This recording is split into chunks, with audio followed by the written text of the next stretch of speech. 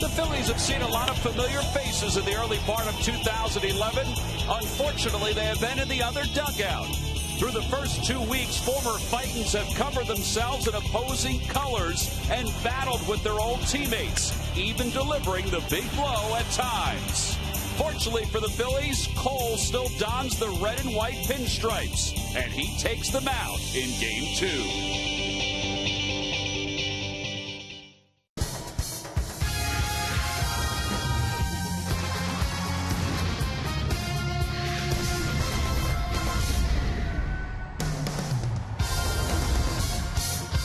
Yesterday's washout, the sun did come up today, and it's a celebration here at the Yard. Yes, it's the Fanatics' birthday. A lot of smiling faces, not only for the pregame festivities, but also for the Marlins and the Phils.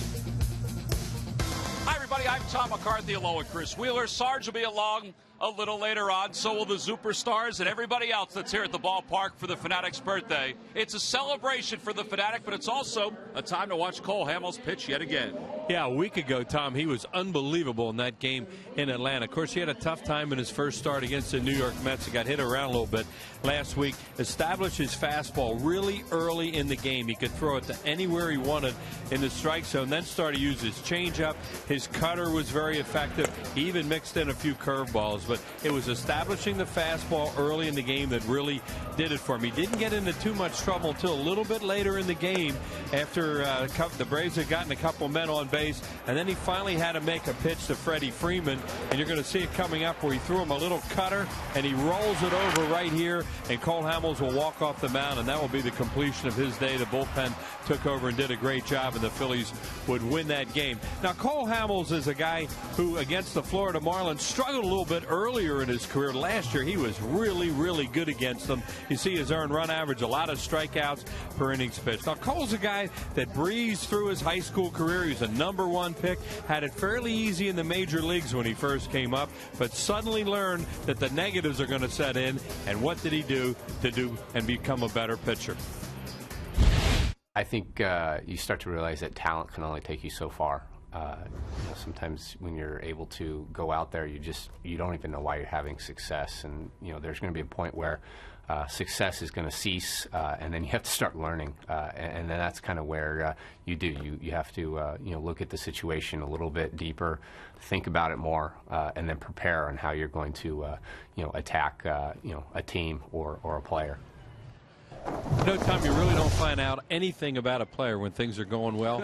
You find out everything about a major league player when things don't go well, and Cole Hamels has really learned a lot. He has learned a lot over the last couple of years. That cutter has been outstanding for him. We'll see if it continues this afternoon against the Florida Marlins. Cole Hamels today will be opposed by right-hander Anibal Sanchez, who has struggled against the Phillies during the course of his career. Well, we mentioned it's a celebration not only for baseball, but also for the Fanatics' birthday. Yes, it was a surprise today as he stepped out onto the field. The lineups at first pitch when we return.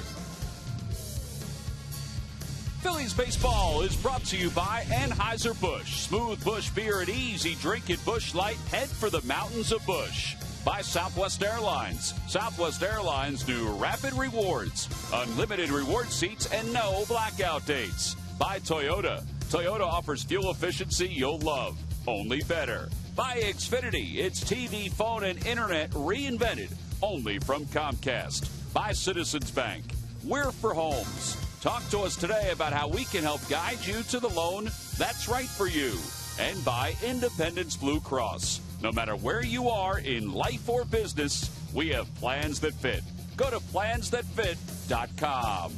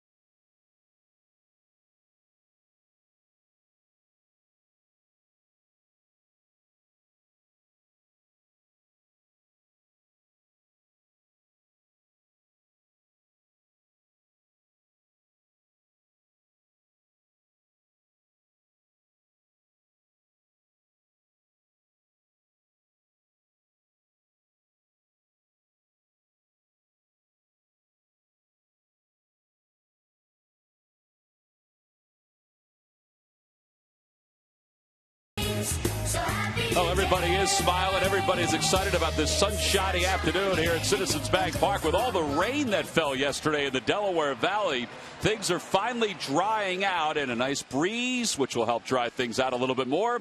And, of course, it's the Fanatic's birthday as we wind down what's turned out to be a 2-game series between the Phils and the Marlins. Let's take a look at the Marlins lineup, brought to you by Xfinity, only from Comcast. Leading it off in center field, Chris Coghlan, Omar Infante, and HANLEY Ramirez, followed by Mike Stanton, the right fielder, GABY SANCHEZ, the first baseman, batting fifth. Logan Morrison's in left. He'll hit sixth. He's had a good start to the year.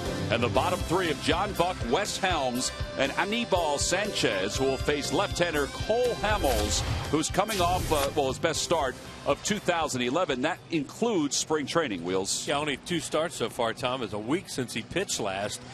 He pitched that great game against the Atlanta Braves. We just showed a lot of the highlights in the opening. And here's our scouting report on from Southwest Airlines. Main thing for Cole Hamels, like so many pitchers, especially for him, though, it seems, must command his fastball, and then everything else seems to work off it. Numbers not great against Florida career-wise, but very good last season. 2-1 last year with an ERA of 1.25 against the Marlins in 3 games. Well, before the ball game today, there was a lot of laughter. There was a lot of wide-eyed folks taking a look at the Fanatics celebration. It's the Fanatics' birthday today.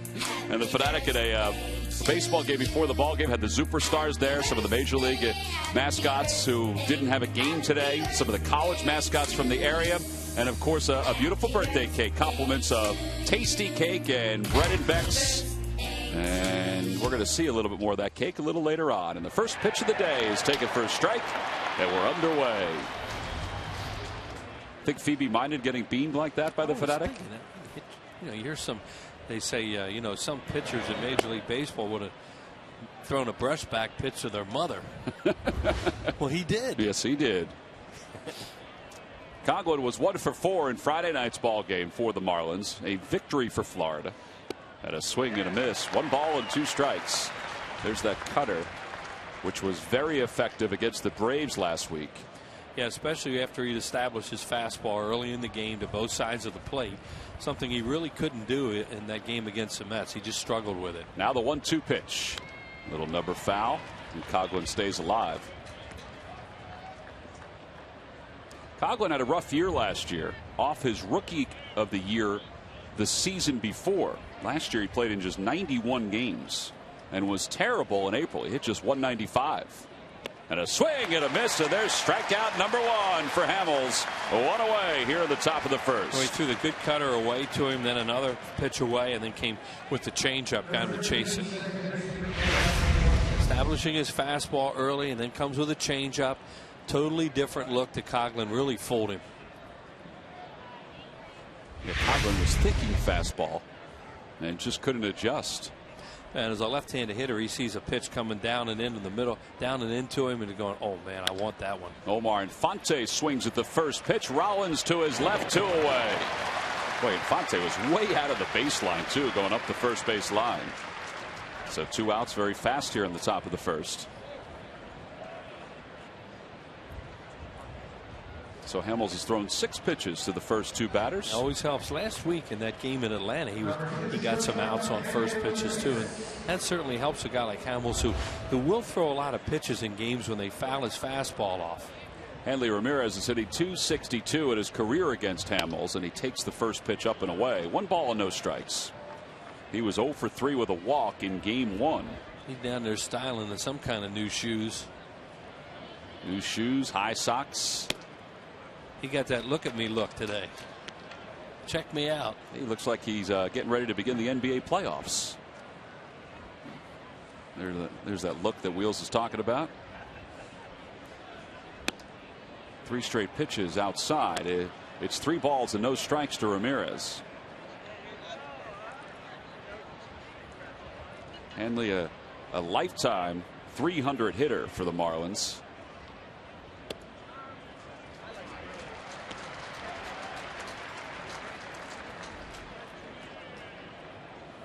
Mike Stanton waits on deck for Florida. 3-1 the count. Outside, ball 4. So a 2-out walk issued to HANLEY Ramirez. Only the 4th walk allowed by Hamels this year. Time for our Nissan Keys 2 this afternoon's game. The wind's going to play a big factor in this one way or the other. I said could be. I think it's more like will be. It's going to knock it down in the outfield, and balls in the air today are really going to be difficult for the fielders with this bright sun and the wind. And then you also wonder how both these pitchers are going to react after a week's rest. Mike Stanton takes a fastball for a strike. Yeah, early on this season, you see this a lot where starters, particularly if a team decides to go with a pure 5-man rotation, because of all the off days that are built in the first couple weeks of the season, the starters do have an extra day of rest, and it happens more often now than later on. And Roy Oswalt will use that extra day's rest to hopefully prepare for Thursday's start after leaving Friday's game with that back problem. Yeah, Charlie said today, this morning, we were sitting down in his office. Ramirez goes and Stanton fouls it back. That he really feels, unless something unforeseen occurs, that he's going to make his next start. And as Tom said, that will be Thursday because everybody's pushed back a day. He and Rich Doobie just feel strongly about keeping everybody in this 5-man rotation right now because they think it'll pay dividends later on in the season by they're able to just stay in a normal pitch on their normal day now, or once in a while get an extra day. 0-2 the count to Stanton. The pitch. Fouls it back again. Well, and you couple that with yesterday's rain out, so that adds an extra day. And once in a while, in the month of April especially, you will catch rainouts here in this part of the country. Yesterday, to say that was a rainout is an understatement. That was a gully washer. Oswalt will pitch tomorrow to test that back. And he talked a little bit today, said he was feeling a little bit better, which is a good sign. He even said that after the game on Friday night that he thought he would be okay. Well, he said it had nothing to do with any kind of the back problems that he's had in the past in those days with the Astros. Again, it's 2 strikes to Stanton. A change up outside, 1 ball and 2 strikes. And Friday's conditions, it was miserable here on Friday. It was really cold and damp and windy.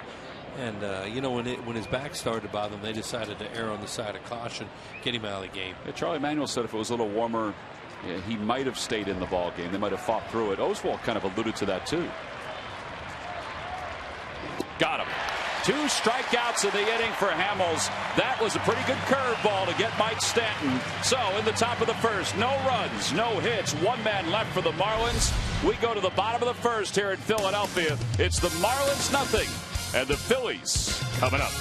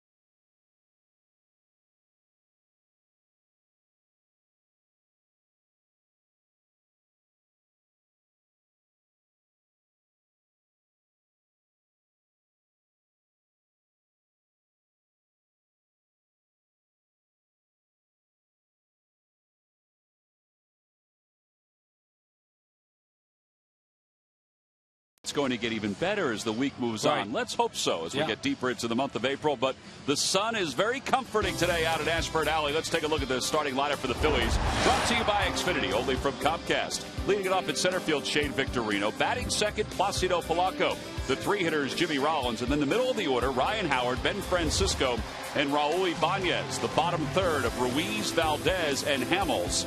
And they will face 27-year-old right-hander Anibal Sanchez. And this guy's been around for a while, still only 27. Been hurt so much. He has pitched a no-run game in his career. The biggest problem with him that we've seen, and you talk to some of their people, is he nibbles too much.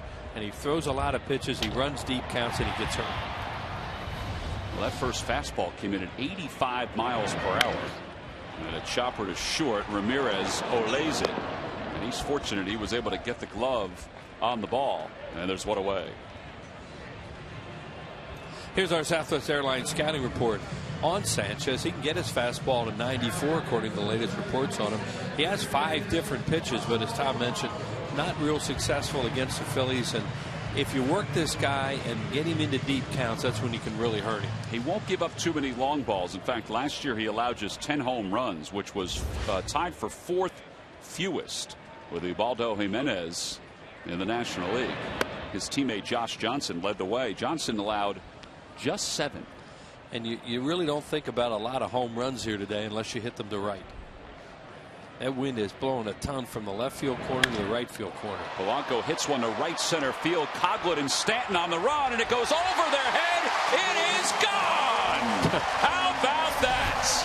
Solo home run for Placido Polanco, and the Phillies use the wind for the early advantage. Ball just took off. Oh my goodness. Well, you had a feeling that could happen, but I didn't think it would be that much. You know, right and right center is going to be a shooting gallery out there today. Left and left center, it should get knocked down. That looked like a potential double off the bat, maybe even a ball that would be caught. And then it just kept going, and then the wind caught it, and it took it right out of the ballpark. That should be a lesson to the pitchers today if they can keep it out of the air. So after giving up just 10 home runs last season, Sanchez has given up 2 this year, including that one to Polanco. And Polanco's just won $200 for Lyndon Hickerson of Ardmore in our McDonald's home run payoff. That's going to get these left-handed hitters opening up quick. 1-1 the count to Rollins, and he rolls it foul. Probably too quick in some cases. Polly's taking a look at that bat, saying, "Man, I got that one on the label." You know, he did hit it hard too. Oh, he did. Like I said, it looked like a double when it left the bat, and that's what it probably would have been on most days. 8th career home run for Polanco against the Marlins, his first of this season. Here's the 2-2 to Rollins, down and away, 3-2. Sanchez's no-hitter was back in 2006 against the Arizona Diamondbacks. Pitch that in Florida. Line drive foul, and it remains 3-2 to Rollins. Well, everybody you talk to around the Marlins, they're really excited about their new ballpark. They have to get through one more year, and what is it now? What's it called? Sun Life Stadium. Sun Life Stadium, and everything that you hear about it and that they've seen, it's really nice. Well, they'll have a retractable roof, which is for Edwin Rodriguez and everybody with the Marlins organization. That's the key, because there's no cancellations. Take batting practice at night on the field. 3-2 the count to Rollins. Now he asks for time. He can go in there in some series and not take BP on the field the whole series.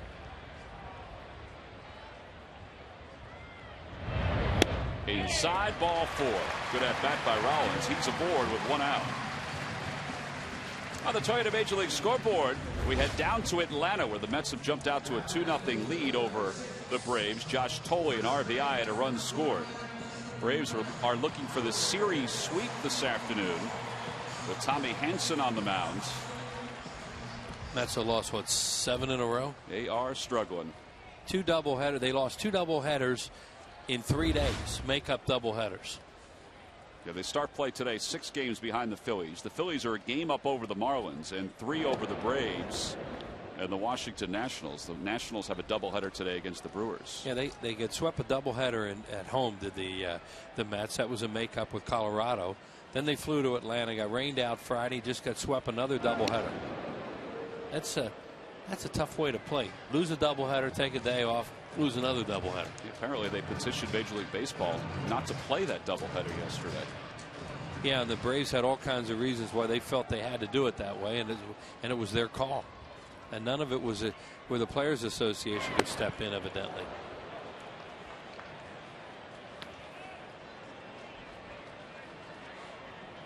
Ryan Howard in Friday's game was 0 for 3 with a sacrifice fly. Phillies scored a couple runs in the first inning. Today they've scored a run already. They have Ramirez, another throw over. They have Ramirez on the second base side. They have the third baseman Helms playing shortstop in this overshift defense on Ryan. The Marlins were the first team to keep the shortstop on the left side of the infield. But they've changed that here. Tries to hold his swing. They appeal. No swing, says the third base umpire, Rob Drake.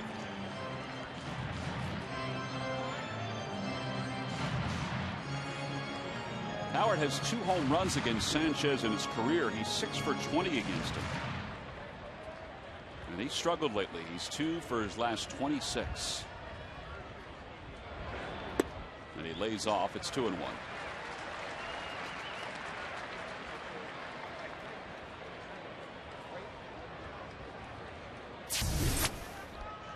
See the career home runs for Howard against the Marlins. Most times within the division, Chipper Jones is sitting atop every category. Yeah. And Andrew Jones, a lot of times, is right there, second or third.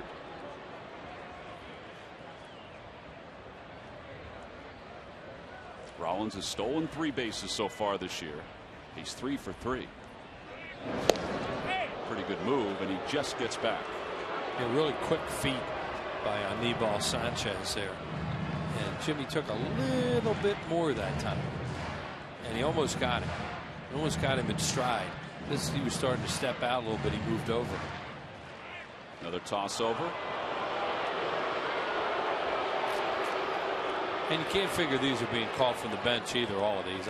This is probably Sanchez just not necessarily wanting to pitch to Ryan Howard behind in the count. 2-1 the count to Howard. And he goes, and a delayed steal by Rollins. It's off the glove of Helms, and he's going to get to third easily. Rollins takes a turn as Omar Infante finally tracks it down. Well, you don't see delayed steals that often. Well, yeah, he did that. He did that on account of the fact that Helms was playing in that position. Helms was fairly far away from the bag, and also, you know, not necessarily a guy used to covering second base. So you see where Helms is out here. Then he throws a delayed steal on him, and he was a little bit late getting there, and the throw wasn't the greatest either, and then bounces away. So now they have a chance for another quick run. Good job by Jimmy. 4th stolen base of the year for Rollins. 2-2 to Howard. And he takes it low and inside. 3 balls and 2 strikes. I think talk to Jimmy about that later. I think he just noticed something probably out there with Helms as much as anything that made him go there and try that delayed steal. Figure maybe get him back on his heels a little bit, and he's not used to covering there. Well, and he also popped up pretty quick knowing nobody was at third.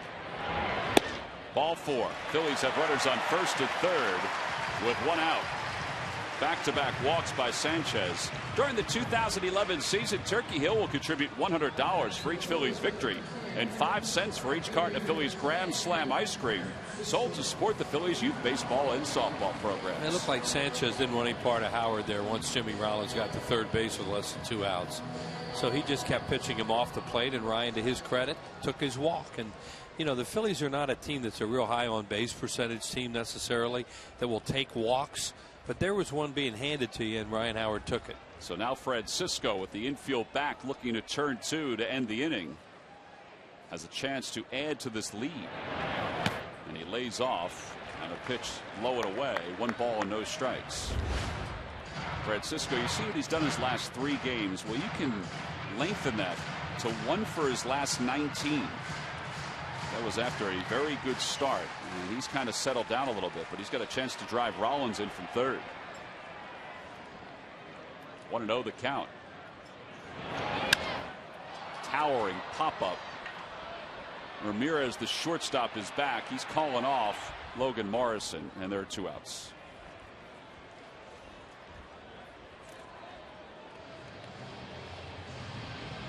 And Francisco's a pull hitter. No doubt about it. Today's going to be a tough day to pull. And, you know, he saw something there that he thought he could get a hold of. And it looked like he almost got himself out. Because this guy's all over the place right now. That didn't look like a strike.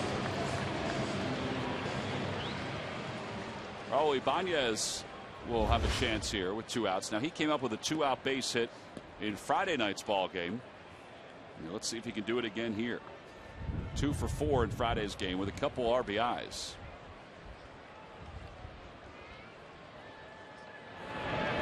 And a line drive base hit into center field. He comes through again. Rollins scores easily from third. 2-0 Phillies.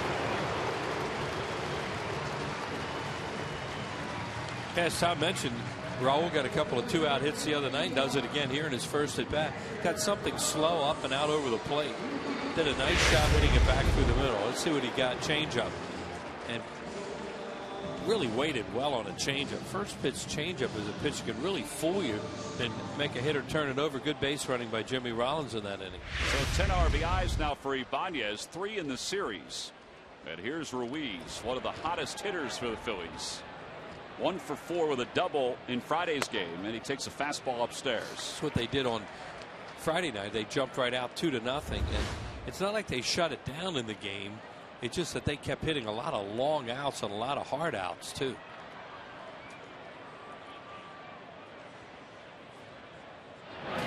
Up high, 2 balls and no strikes.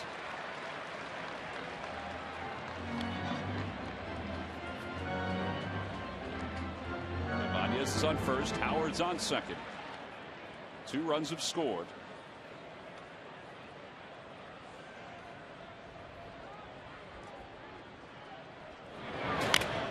Got a pretty good swing and a pretty good pitch, and he fouled it off, so it's 2-1.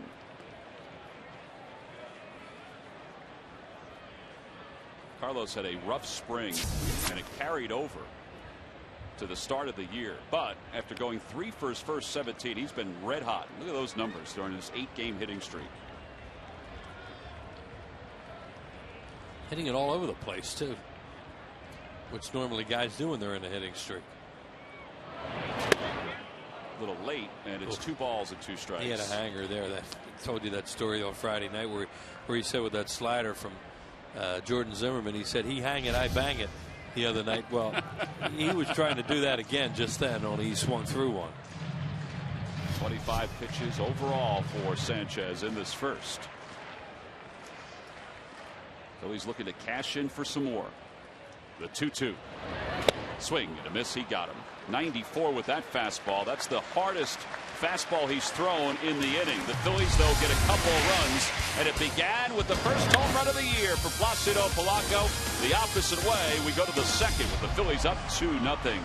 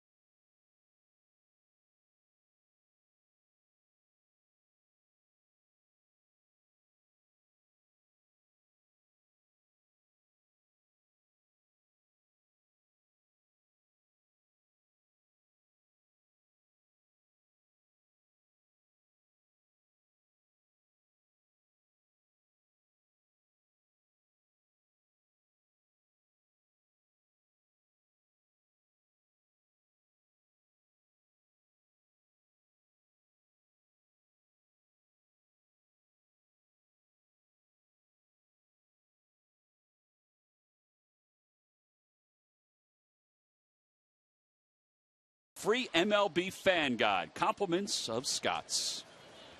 2-0 Phillies as we go to the top of the second. Gabby Sanchez leads it off. Hamels working with the lead after the Phillies scored a couple in that bottom of the first. Sanchez has reached base 17 straight games, and that includes games from last year. And he's ahead 2 balls and no strikes.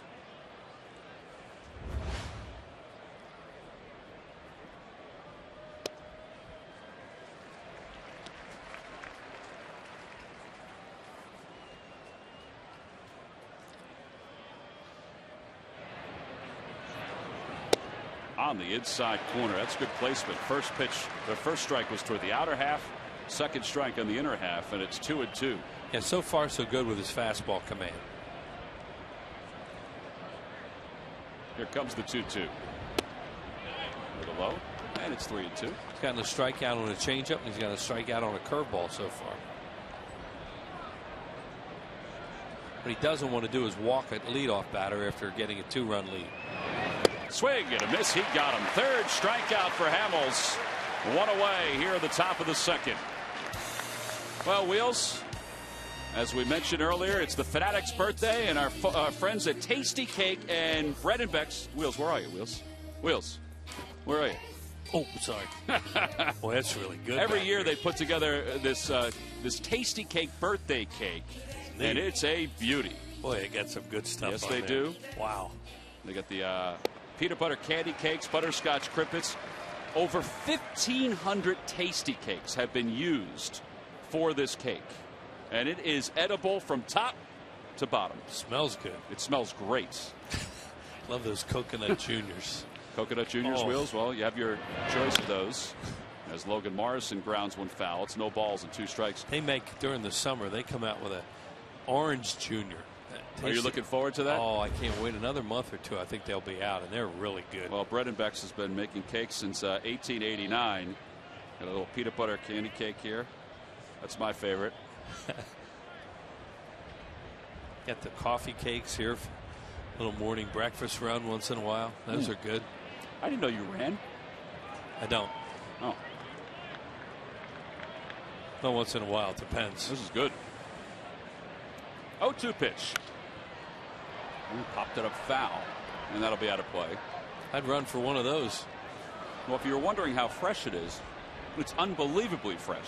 Yeah. The peanut butter candy cake is outstanding. They put this together pretty recently, it looks like. Yeah. You're enjoying that. I am. I don't want to take one of these juniors out of here in case the thing collapses. Well, you have your choice of the butterscotch crimpets, of course, the peanut butter candy cakes, which are my favorite, the vanilla and chocolate lovers cupcakes, the chocolate juniors, and the coconut juniors. 20 different cases. And a line drive for Morrison, a base hit. That's the first hit of the day. That is one good looking hitter right there. He's almost as good as his Tasty Cakes. Well, he's hit in 9 consecutive games now. But he's got a really good swing, and he has power too. This guy, you don't know. You know, he's such a young player, but when you watch a guy like this and see the ability that he has, and you hear what kind of makeup he has too from the people around the Marlins, you think you're looking at a very, very good player. Here's John Buck. Buck hitting .220 overall, and he takes a pitch on the inside corner for strike one. Buck last year hit 20 home runs for the Blue Jays. He established career highs in a ton of different categories.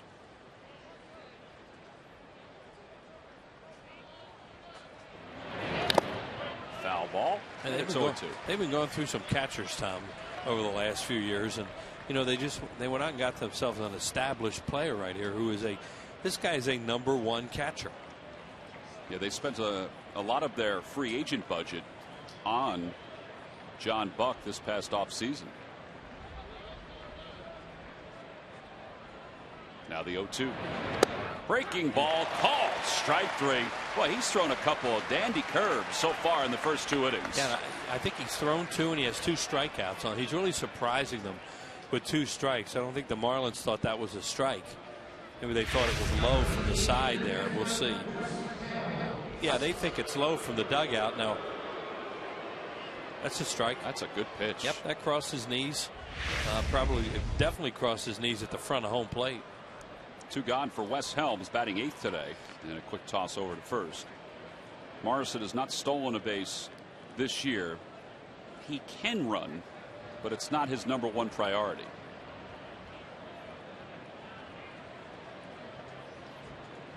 Right, and he's not going anywhere with the 8-hole hitter up and 2 outs. Well, they could. I mean, they could lead off with Helms. That's all right, but they normally don't want to. What their ideal thing right now is to have the 8-hitter get the pitcher out of the way and move on that way, as opposed to having a guy thrown out and then lead off with the 8-9 and then go to 1 in the next inning. There's Sanchez on deck. So many times they'll just tell a base runner to drop anchor. Short lead for Morrison. He'll inch off a little more.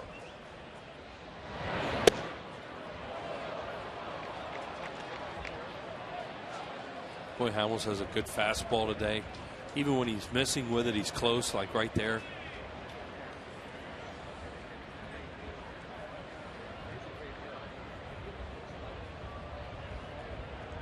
Ball, 1 strike the count to Helms. He had Morrison going back to first on that delivery, and Helms was late on that 92-mile-an-hour fastball. Yeah, he's got him late on his fastball right now, especially since he's thrown all his pitches for strikes. You know, when he gets strikeouts on curveballs, it's kind of like what Lee was doing at the Nationals the other night. Hitters start thinking, you got to be kidding me. Because that's not even the pitch you think you're going to get him. He's going to get me out on. Hamels ready from the stretch, and he handcuffs him. Little dribbler in front of the plate. Ruiz will throw him out. He had plenty of time with Helms running, and the putout goes 2-3. No runs, 1 hit, 1 man left for the Marlins. Hamels is through 2. The Phillies up 2-0.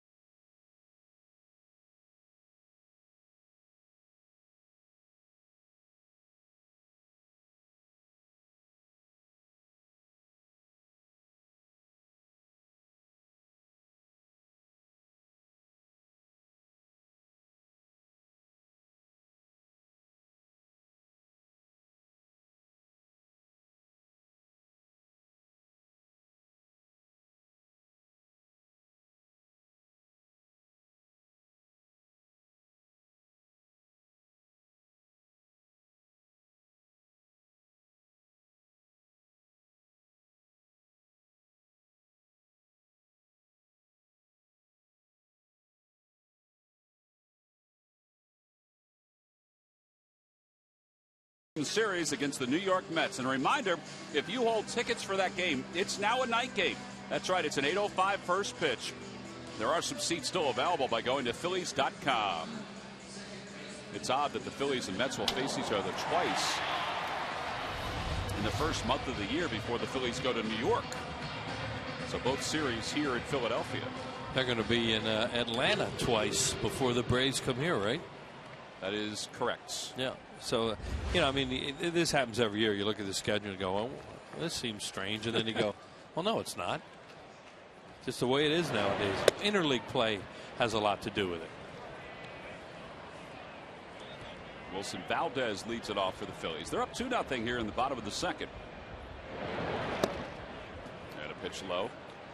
By the way, Wheels, our tasty cake, which was here comfortably, has now made its way over to the Florida Marlins booth. That's Tommy Hutton to the left, Rich Walls to the right.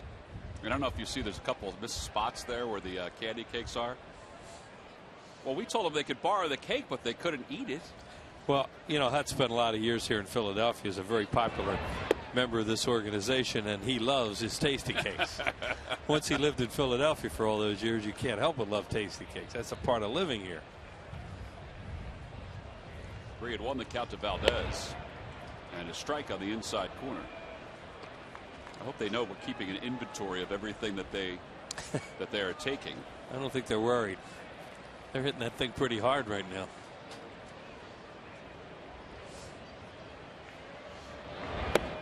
Ball 4. Another walk by Sanchez. That's his 3rd walk of the game. Hey, on Sunday nights, the doctor is in. Hugh Laurie stars as the wisecracking miracle worker in House. See 2 full hours tonight starting at 8 right here on PHL 17.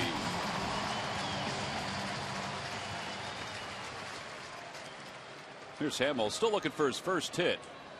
They had 2 official at-bats. Probably try to bunt here. And he's one of the better ones. I think he's one of the better hitting pitchers, and that includes the sacrifice attempts in the National League. He's a tremendous athlete. See the way he fields his position. He can run the bases, and you're right, Tom. He's going to hit a home run sooner or later. He bunts that foul, and it's 0-2. I'm not happy with himself there. He took a strike, and now bunts the second one foul. Takes a look down at Juan Samuel over in the third base coach's box. And Wes Helms is not going to give up here to think that he's not going to bunt with 2 strikes. He's going to still charge from third. That's a good eye. Sometimes it's hard with 2 strikes for a pitcher or anybody when you're called upon to sacrifice, to pull the bat back and leave it in the umpire's hands.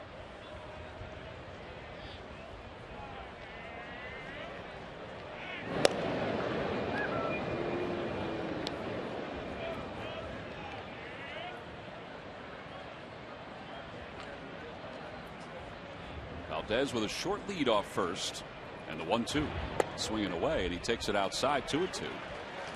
And now with the count 2-2, you really think he's going to be swinging away. I think Charlie's funny when it comes to this stuff, because if you're an opposing manager, you're probably thinking, all right, he's going to sacrifice it. Then he pulls it back every once in a while. And he is swinging away again. He fouls it off into the Hall of Fame club. Nice catch over there. But Charlie's probably thinking, man, I got the wind blowing out to right. We'll let Juan Samuel just take that bunt off. Helms creeps back a little bit at third. Back toward the middle, off the mound. That's not what the Phillies wanted right there, as Ramirez casually turns the double play. And that's what will happen sometimes. You know, your pitcher will swing away and will hit into a double play. And he got his bat broken, hit into a double play. Charlie's always saying, he doesn't second guess his decisions very often. He says, I make my mind up. I like HAMELS in that spot. Maybe he'll get a hit. Ball hits a mound. Easy double play. Well, there's always this debate about what kind of manager you like. Do you like one that follows the book? Do you like one that goes on his gut? Do you like a mixture of the two? I think Charlie's a mixture of the two. Absolutely. Great definition. Outside 2-0. But one thing, if you're a major league manager, you must always have the strength of your convictions, because when you make a decision, you can't worry about what people think about it, or the old saying is you're going to be sitting up there with them before you know it. And I think there's something to that. And baseball probably is the greatest game for everybody to think they know more than the manager, because this game is built on that. It's built to have fun that way. Back to the middle, and it's gloved by Sanchez, and the side is retired. So the Phillies get a leadoff walk, but the double play erases that. 1-3 on the final out. We played 2. Phillies lead it by 2.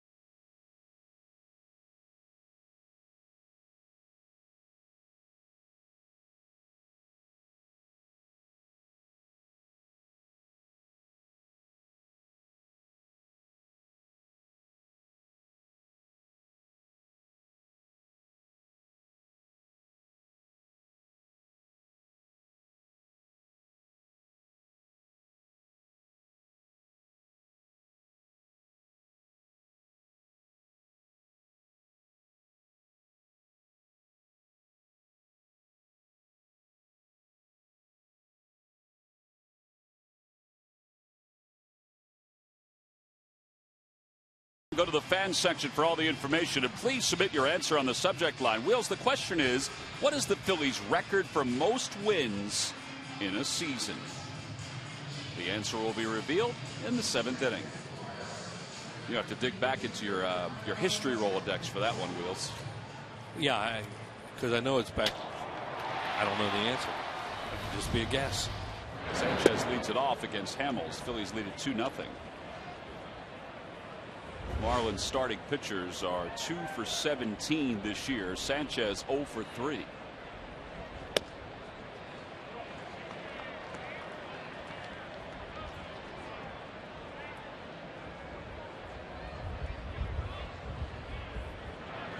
Swing and miss. 1-2.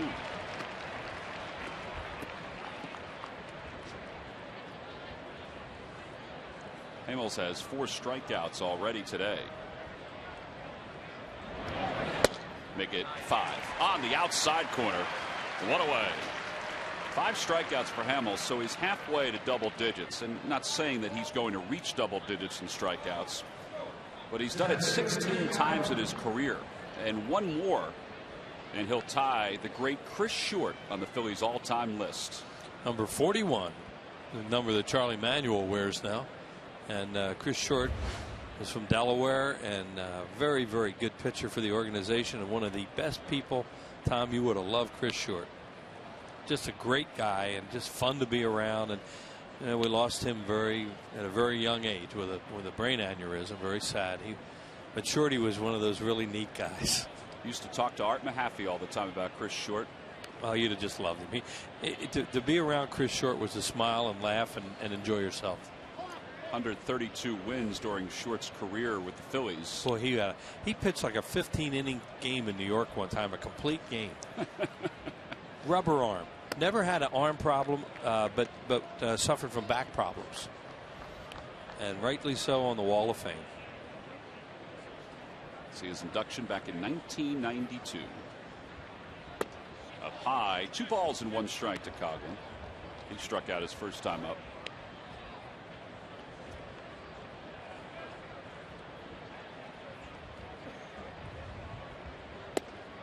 Down and away. A lot of times with some of the current Phillies players are about to reach certain milestones, and it could be as small as the double digits in strikeouts. It's nice to kind of revisit some of the great players that, let's say, this generation never got a chance to see. Well, when you bring up Chris Short's name to somebody like me who was lucky enough to see him play and know him as a person, you just smile. He's one of those kind of guys. He was just delightful. Here's the payoff pitch to Coughlin. Swing and a miss. He got him. Number 6 for HAMELS.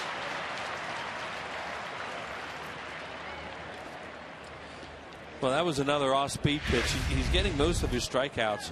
Oh, it's a changeup. You can see the grip in the glove, and there it goes down. Same pitch he got him on his first time up, but only a 3-2 changeup. That can really fool a hitter, and that got Coughlin.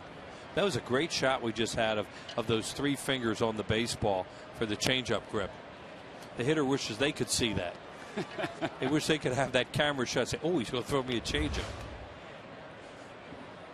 Infante saw 1 pitch his first time up.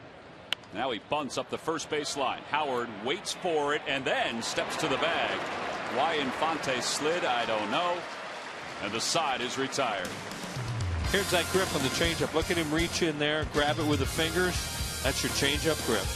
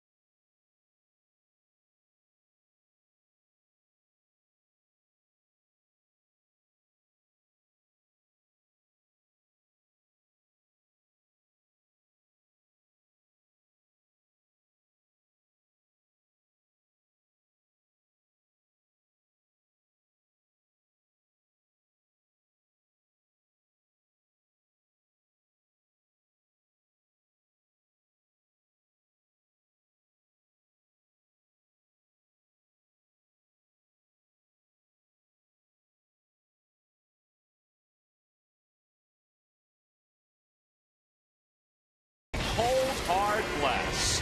Phillies lead this 2-0, and this is run number 1. A home run by Placido Polanco. And that is our Coors Light cold, hard blast. Talked about the potential jet stream out there to right center, and he took advantage of it. Well, he leads off here in the bottom of the 3rd. 2-0 Phillies. And they work him away again, and a strike called by Gary Darling.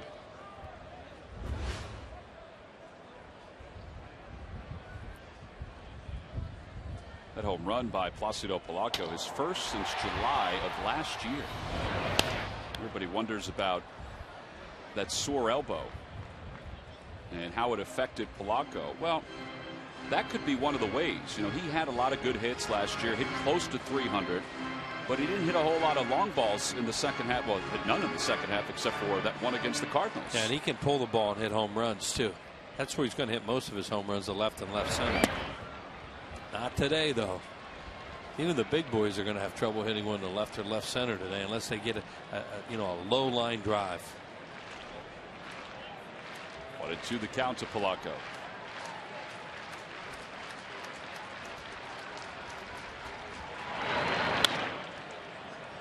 And he fouls it away.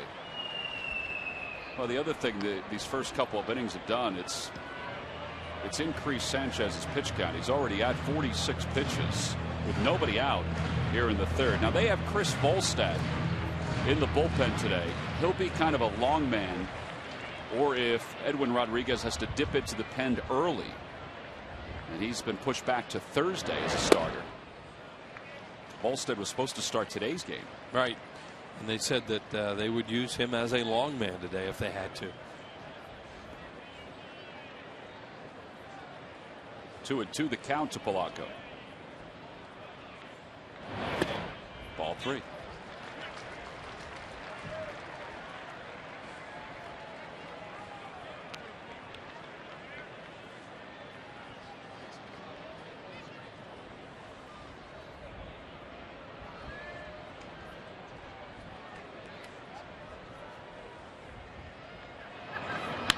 The roller toward 3rd, a foul ball. So Polanco stays alive.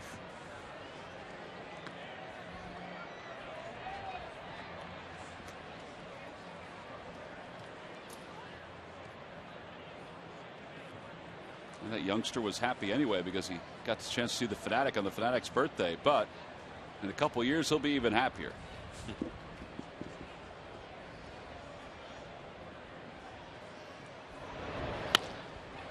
Off the end of the bat to shortstop. Ramirez up with it. 1 away. Phillies baseball is brought to you by Southwest Airlines. Southwest Airlines do Rapid Rewards, unlimited reward seats, and no blackout dates. By Chevrolet. See your local Chevy dealer or visit ChevyDealer.com.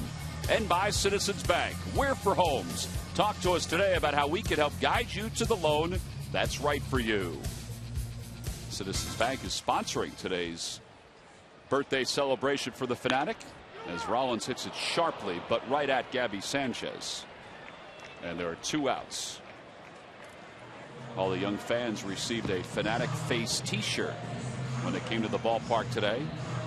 Even that youngster. And there's the t-shirt with the Fanatic's face on it.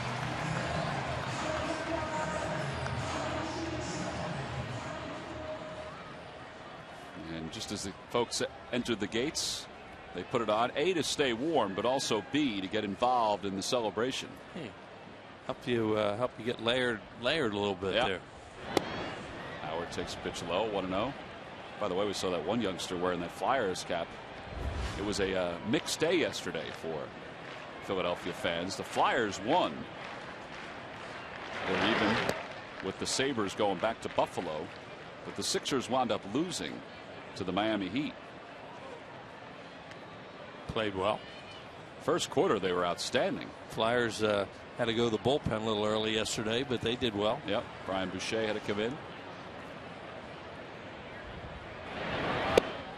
Change up, and it's 2-1. I'm telling you, these left-handed hitters are, they could conceivably go out of what they normally do today, especially after watching what Polanco did, because they want to get one up in the wind.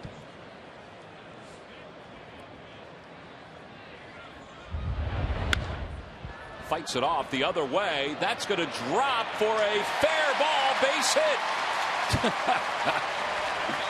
Well, for everybody who wants Ryan Howard to lay down a bunt or hit the ball the other way, that's not what he had in mind, or they had in mind, but they'll take it. No, now with the wind blowing out to right field 40 miles an hour or whatever it is today. But yeah, he'll take that. He may have even broken the bat. Now here is, watch where Wes Helms is. He's right here. This baseball is going to drop over in this area, right in here. Yeah, the closest guy to it was Rob Drake, the third base umpire. Now that's a case probably where if Ramirez had been at shortstop, he would have caught it because he's faster. But Wes Helms, you know, he's doing all he can to get to that, and he still almost got there. Ball, no strikes, the count to Francisco. Sanchez has been behind a lot of hitters today. Well, that's the MO on him. That's his MO. You know, we pointed that out in the scouting report and all, that he's a nibbler. And when you pitch away from the bat and you nibble, you run deep counts, and you may get away with it for a while, but in the long run, you get hurt.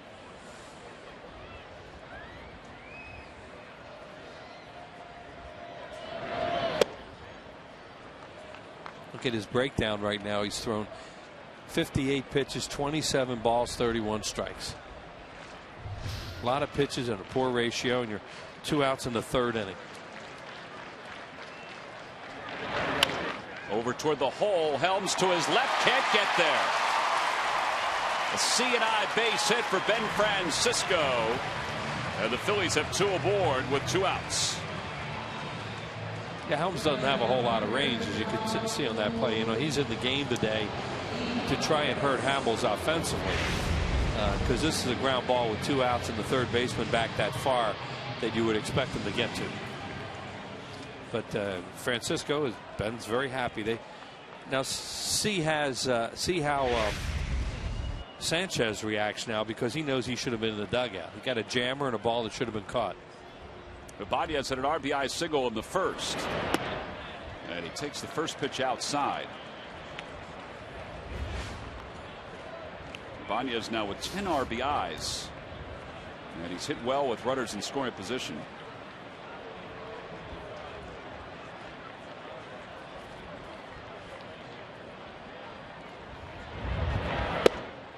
Ibanez still able to reach Logan Morrison and left, but he is really deep. Way too deep with the wind blowing in right now. And a slow runner at second. He's only 3 steps from the warning track. How he can hit, he's not going to be able to hit it over his head today. You really don't think that's going to happen. 1-1 the count to Ibanez. The pitch. Swing and a miss. And especially to a hitter's offside like this. It's a left-handed hitter with the wind blowing in.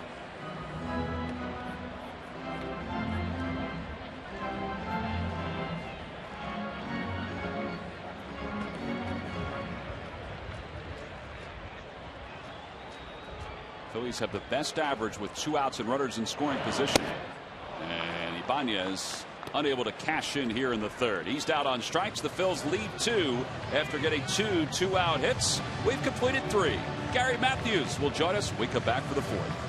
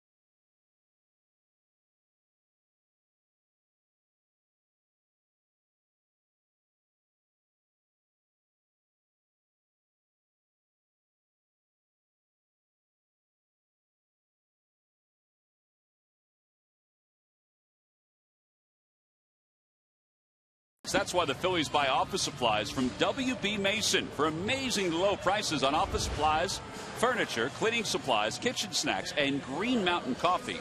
Sarge who but W.B. Mason. Well, and the Fanatics celebrating the birthday today. Sarge, we're seeing more and more Fanatic costumes. Oh, yeah. Yeah, it's the way to be seen these days. We saw some down in spring training. Here's HANLEY Ramirez, and Ramirez hits the first pitch toward the left field line. Long run for Ibanez, and it's off his glove. And Ramirez will get to second. They're going to score that a double. I wasn't sure if it was going to hang up there for Raul, and he did get a glove on it. Yeah, it did hang up there. However, though, when that ball is actually hit right there, kind of didn't come in right away, but that wind takes it. Difficult play. That's one of those plays, either a great play or a hit, as he comes in sliding just on the edge of the glove. Rob Drake in position to make the call as the umpire. Mike Stanton's the hitter. Stanton struck out his first time up. HELMS has 6 strikeouts through 3.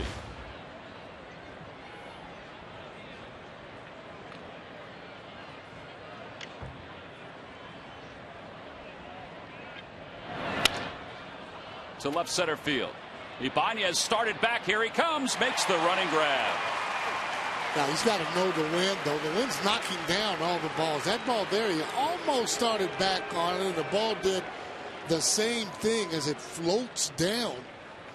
That wind will keep that ball up. However, you take a step or two back, difficult to catch the ball. He made a nice little running catch out of it. Well, you were a left fielder in a windy city in San Francisco. Did you ever take a step back and say, oh, no? Oh, a few times. I mean, that's where you get a bad reputation in San Francisco, not being able to catch balls. Sanchez grounds it to the left side.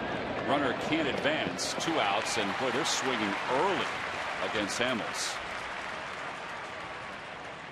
So 2 away here in the 4th. Well, the Phillies will say goodbye to the Marlins and then welcome in the Milwaukee Brewers to begin a series tomorrow night here at Citizens Bank Park. And don't forget, it's a Hatfield Dollar Dog Night. So we go from the Tasty Cake to the Hatfield Dollar Dog Night, and it winds down Wednesday with a Citizens Bank Business Person Special. You can get your tickets, and there are limited seats still available by going to Phillies.com.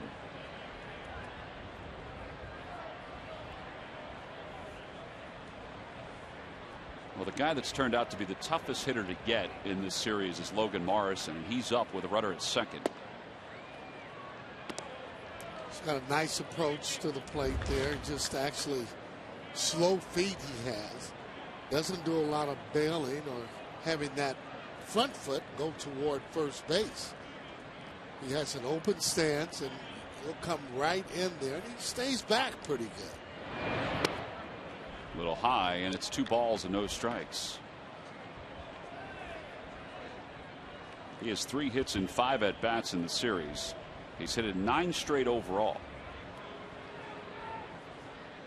It's pretty short. He's a big guy. You would think that he would have a long swing.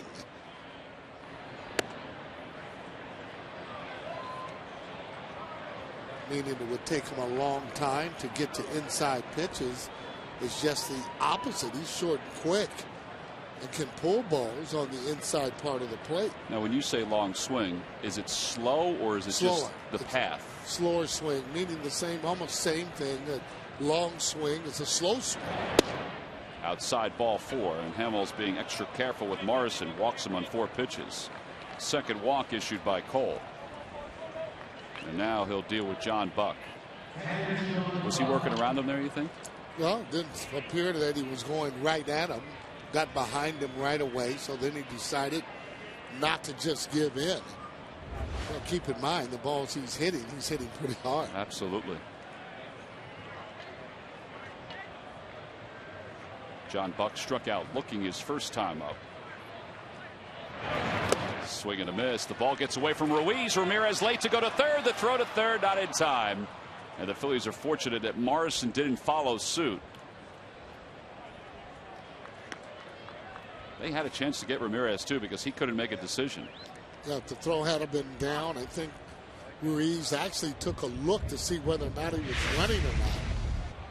Take a look at this. Ball gets away See, there's that peak there. Then he throws that ball high. There's a pretty fast runner. One of the better runners in the league in terms of speed. 0-1 to Buck. Swing and a miss. It's 0-2. They got him with a changeup there. Hamels in really his first jam of the day. Runners on first and third with 2 outs. And it's no balls and 2 strikes to John Buck. It got away from Ruiz. Morrison was going anyway. He was trying to make up for the fact that he didn't get to second on the wild pitch earlier. So that'll be a stolen base for Morrison, his first of the year.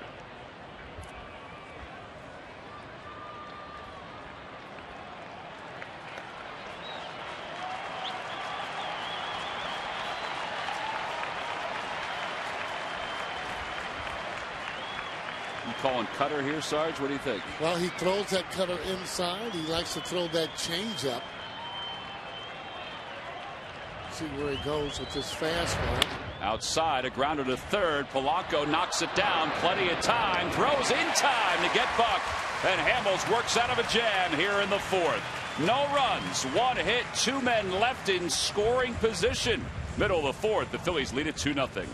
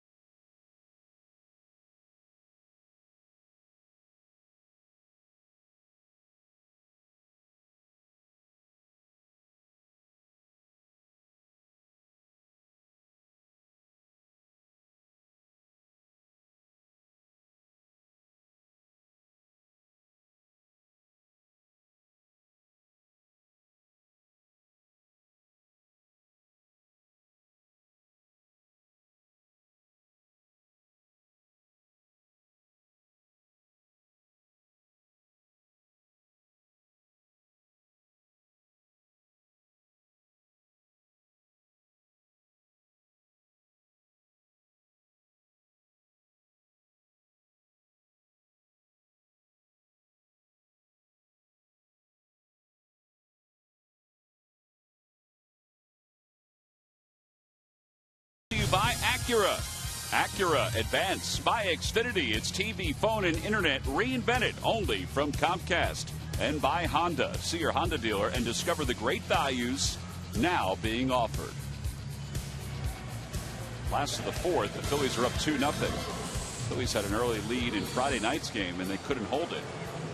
Sanchez has thrown a lot of pitches so far through 3, but he's fortunate that the Phillies have been tacked on. And they'll look to do so with the bottom 3rd of the order up here. Ruiz struck out back in the 1st inning. He takes a slider for strike 1.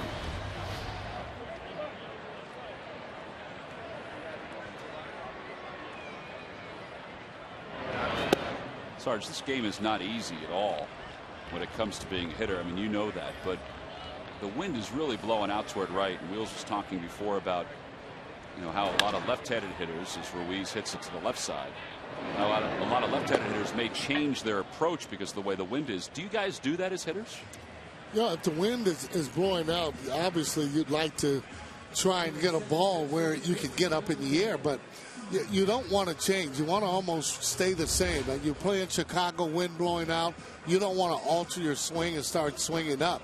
Stay through the ball, and you'd be surprised. A lot more balls will go out of the ballpark. Yeah, I guess, you know, you got, I mean, obviously you're major league players, so the game gets easier as you get older compared to all of us that read our course in Little League and high school and all those things. But I would think it's hard to, you know, to have that approach, and you may pick up bad habits too. Well, you will pick up bad habits if you're swinging up. A lot of times players don't want to play against knuckleball pitchers. They think that it alters their swing, so right. they won't play against them. You know, but the fact is, again, if you can just stay through the ball, you get the ball up in the air, it's going to go out here. And evident if you hit the ball in right center. All right, so the ball will jump. No windy day in Chicago. Did you ever change your approach? Well, I tried to hit the ball out, of course, but the fact of the matter is I would stay the same. If the wind was blowing out, I wouldn't say, hey, I'm going to try and hit the ball out today. There's a called third strike as Valdez goes down looking 2 away here in the 4th. You know, just the opposite. That wind blowing in, you want to keep it out of the air. Now you want line drive. So you're not really changing the stroke. You want line drive balls that are hit. Hamels bounced into a double play his first time up. He's 0 for 1. And he takes a fastball for strike 1. Sanchez has gotten his fastball up as high as 95. That one was at 94.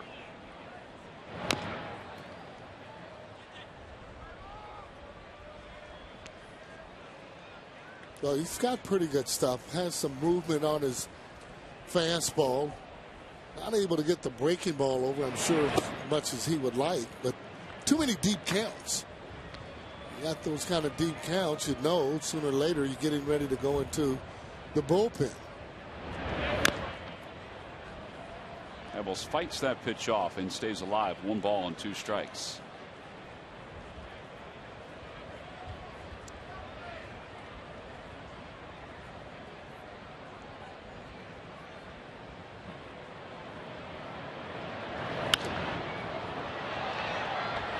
Another foul ball.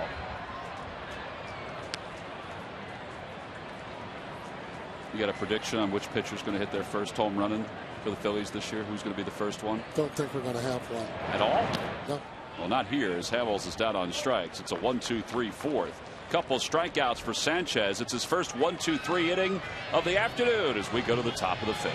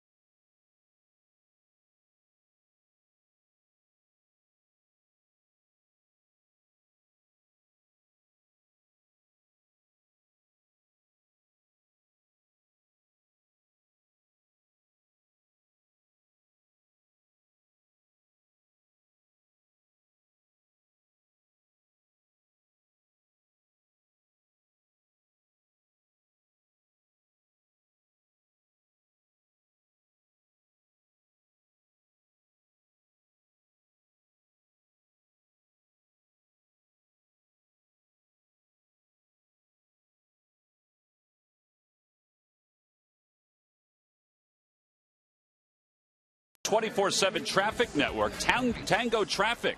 With over 200 roadway cameras, live maps, and breaking traffic coverage, Tango Traffic makes your daily drive a lot easier. Watch Tango Traffic on digital channel 17.4 and Comcast channel 253. Wes Helms leads off the top of the 5th, and Hamels delivers a pitch outside. It's 1 ball and no strikes. Helms hit a little dribbler in front of the plate his first time up.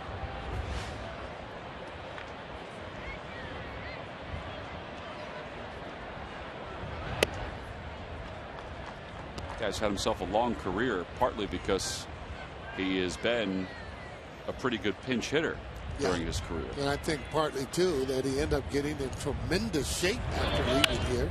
A line drive to left. Ibanez comes in, fights the wind. It's off his glove. You don't see that happen often at all. Nope.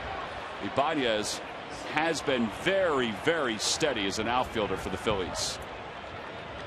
You could tell, though, he's having a little problem with the wind. I mean, the ball does do a little different thing. When it gets out there, it kind of floats. You know, he has that glove there, just didn't get it, seemed open a while. You see how he kind of staggered and went to the left, to the right there, and that ball does move.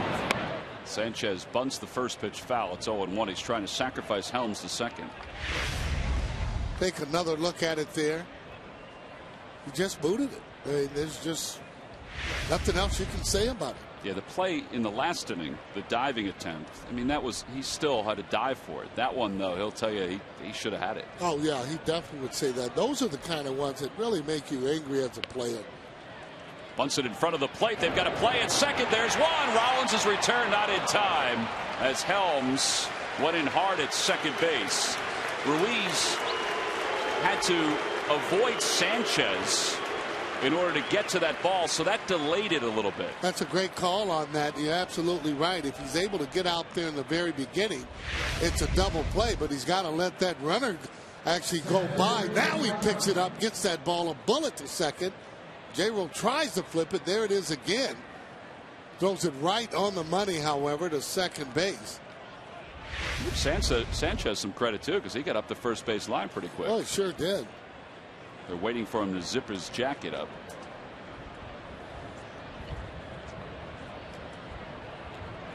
And here's Conklin, who struck out twice. And he takes a fastball at the knees.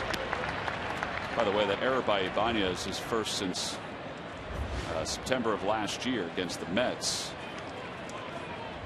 Yeah, those are the kind you don't like because not a difficult play. This could be two. He broke his bat. There's one, and Valdez's throw over to first in time for the 6-4-3 double play. So that'll erase the leadoff error by Raul Ibanez. Good defense all around for the Phils to finish up the top of the fifth.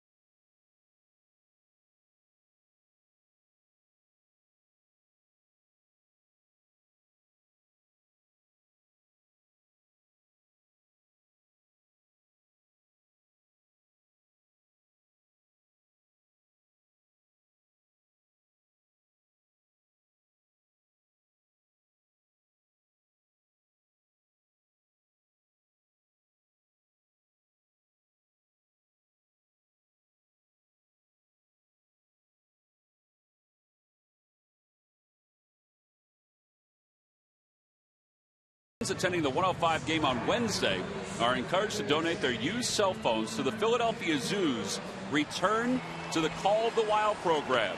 The zoo receives cash back on all recycled cell phones, with proceeds going to the nonprofit Endangered Primate Rescue Center. Collection bins will be located inside the first base gate at Citizens Bank Park. So, Sarge, bring in one of your used cell phones for that day. I have plenty. Bottom of the fifth. Phillies lead at 2-0. And the top of the order is due up. Victorino's grounded out twice, once to short, once back to the mound. 0 for 5 in the series.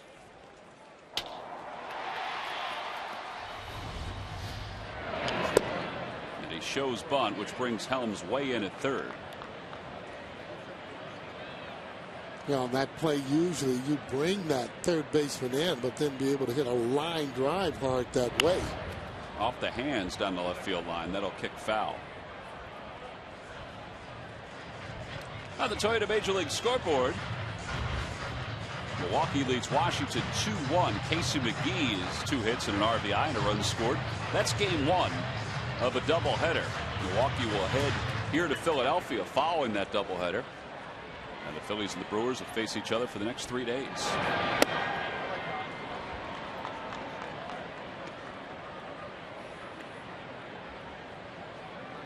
In fact, it's the only time this year the Brewers come to Philadelphia. 1-2 the count to Victorino. Hits that one off his foot.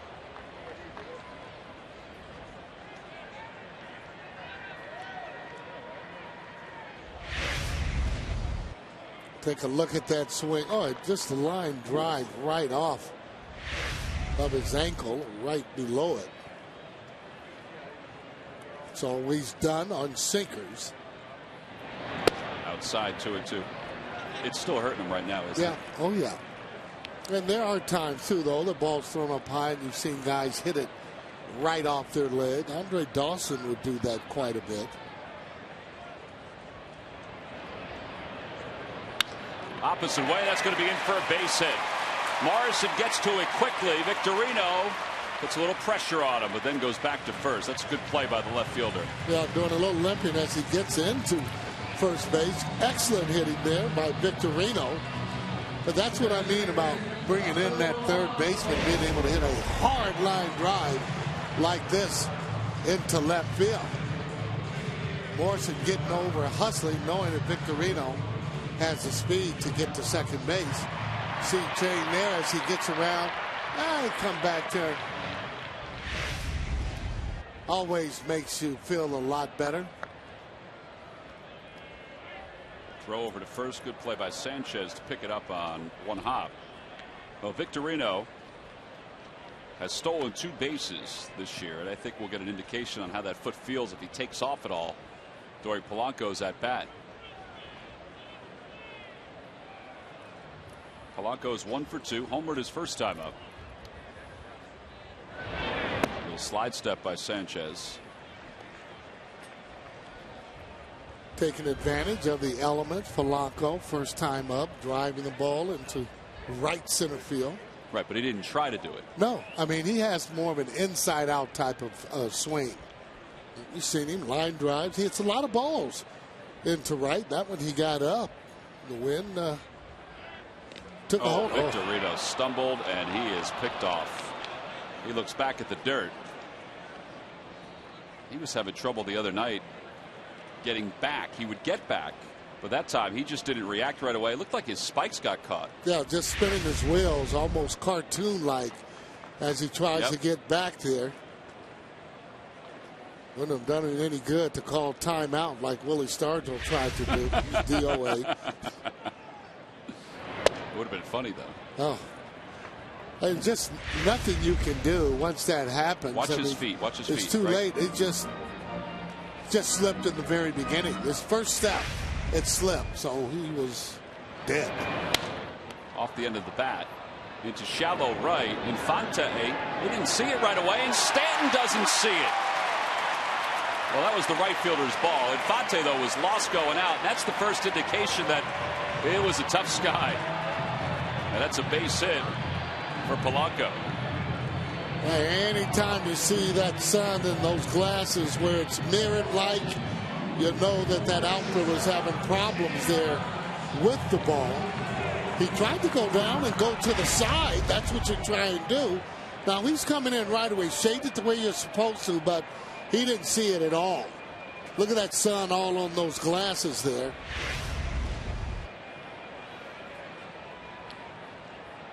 So with one out, here's Rollins. Saw Victorino after that hit with Polanco at first. He would have held up. It would have been hard for him to get to second before the throw. Oh, no, there's no way he could get to second. Right. I mean, even, first of all, I don't think he has the speed, but that was pretty quick the way that happened. Out in front, And it's 1 ball and 1 strike.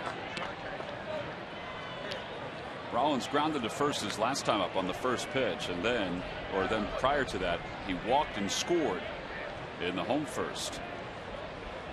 Scoring on a delayed steal with those 2 bunny hops and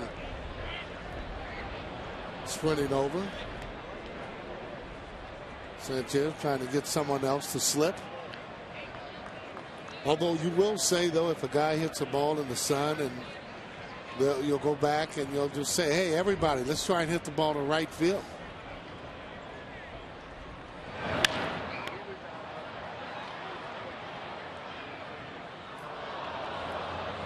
I guess that's the interesting part of the game, is that you'll look at the elements and you will certain times try to capitalize. Well, that's the way the ball is pitched. Very difficult to hit a ball that's up and in to right field, but a ball that might be out over the plate, you can kind of go that way. Right. That last pitch to Rollins was outside, so he couldn't pull it. Hard to pull a ball that's outside unless it's really that one that's a slow breaking ball. You can pull those, or you'll roll over on the ball and hit a ground ball. That's why you've always heard good hitters say you hit the ball where it's pitched. Outside, hit it the other way. Inside, you try and pull it. 2 balls, 2 strikes the count to Rollins. And he's alive. Phillies scored 2 runs in the first on a home run by Polanco and an RBI single by Ibanez against Sanchez.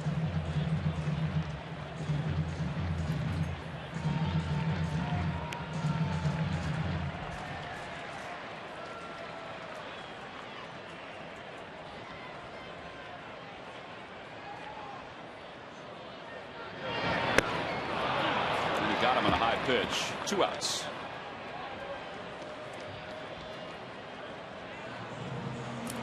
Five strikeouts for Sanchez.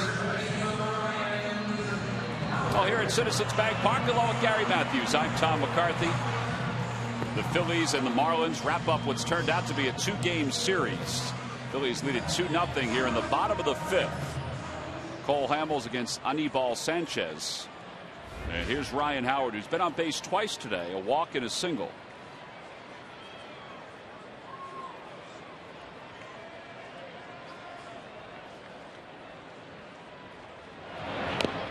And he fouls the first pitch off. No balls and 1 strike. Yeah, he's been doing that lately, kind of check swinging. So it tells me that he's bringing the bat forward. You know, the bat should be able to go back in your loading kind of position. And Ryan has been bringing the bat forward, and therefore he's been getting some check swings where the ball's just tipping or almost being called that it's a swing.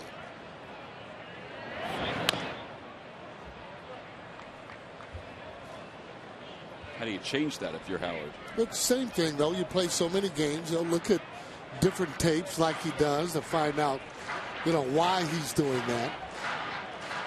That's why it's so difficult to hit, because you have to repeat it so many times, and rhythm has a lot to do with a lot of the hitters hitting. Same as pitchers pitching, their rhythm. And he went after a high fastball, and he's down on strikes. 6 strikeouts for Sanchez. The side is retired here in the 5th. We played 5 in Philly with the Phillies up 2-0.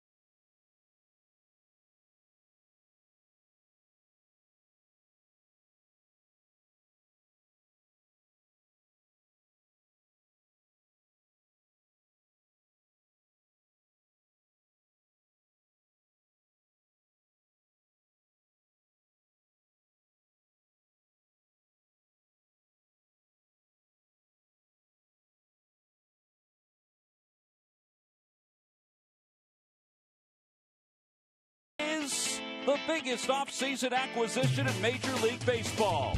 Back in a Phillies uniform, back on the mound, and back in command. Number 33 was dominating in the District of Columbia.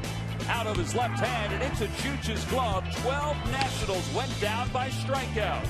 Cliff Lee fired his 6th career shutout and did it with just 99 pitches. This complete game performance is brought to you by Independence Blue Cross. We're here for you every step of the way.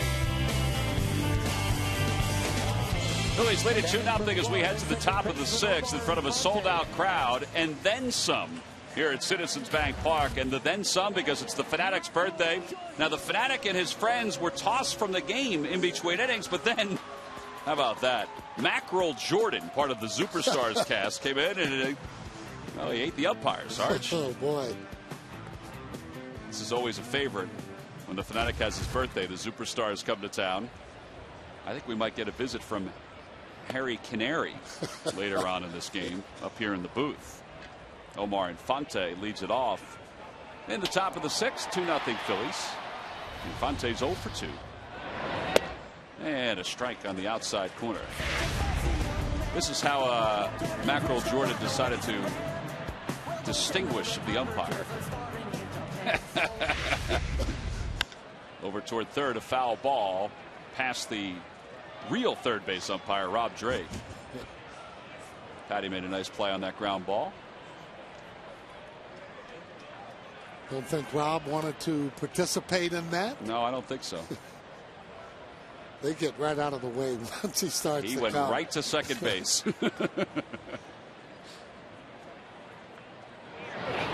Line drive to left. That'll be in for a base hit. Infante will head to second, and he'll have a leadoff double. Good fastball hitter. He tried to get that ball inside on him as he turns on it. That fastball 91 there by Cole Hamels. Well, the Marlins not only lead the league in extra base hits, but they also lead the league in doubles. And this is what happened the other night. The Phillies had the lead for most of the game, and then in the 7th inning, the Marlins erased the lead, turned it into a lead of their own. As Ramirez fouls the first pitch off.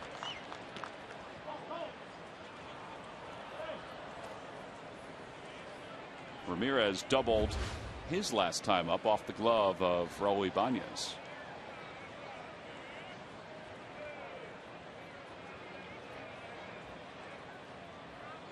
He's got a wide open stance, foot almost on the line. Notice though, he gets his closed pretty quick and his foot down. A lot of players will have that open stance or the leg kick, not get it down. Ramirez setting up pretty early as he right toward that back line with the heel up. See that heel up there is a little bit. Yeah, those last two pitches, the one he took for a ball and that one there for a strike, for a guy with that kind of stance, they look like they're in a pretty good spot for him to hit. Those are pretty good pitches there. The ball's 93. Ramirez does a lot of guessing, meaning that he'll get off of that fastball and look for a breaking ball. There's the heel that's up. 1-2 the count. And a breaking ball inside, 2-2. Good pitch, though. He has 2 strikeouts today on that curveball. Good break on it, and that's what you like. Is good hard break on his pitches.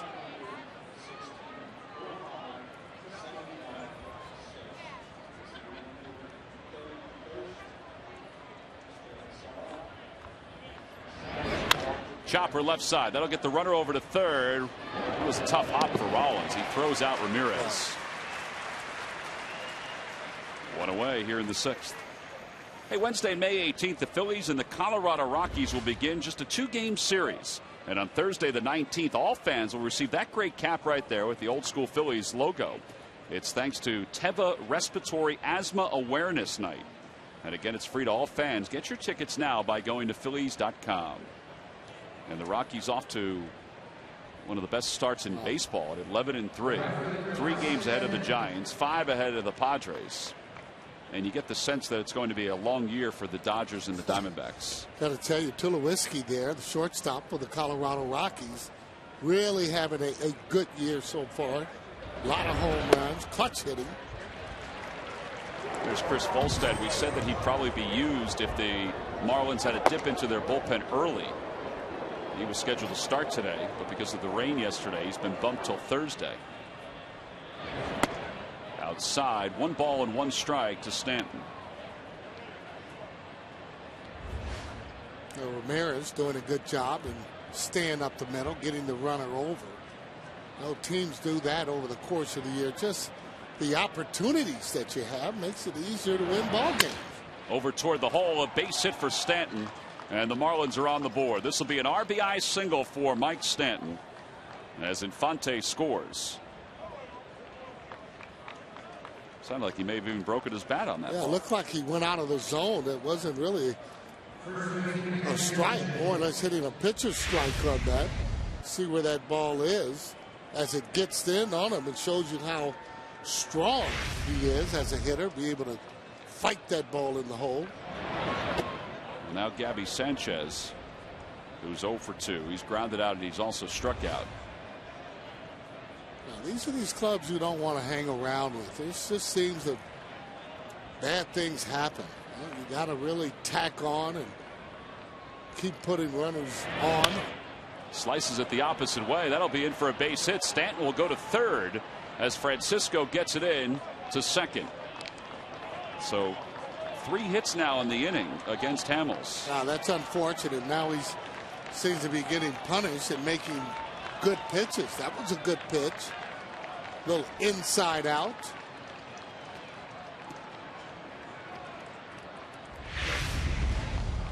Take a look at this. See, that ball's a good pitch there. Almost off the plate inside as he fights it off. Francisco coming in. The only thing he can do is just get it into second base, keep that double play in order. Well, now he's got to deal with Logan Morrison, even with the double play in order, and the Phillies play for 2. And Morrison sends it in the air to deep right. It'll be playable for Francisco. Tagging from third, Stanton, and he'll score. And this ball game is tied at 2.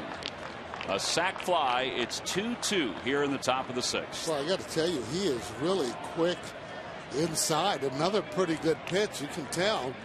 Ball wasn't hit hard, but effective by Morrison as he drives in a run. Sacrifice fly. So we're all even at 2. And here's John Buck with a runner at first.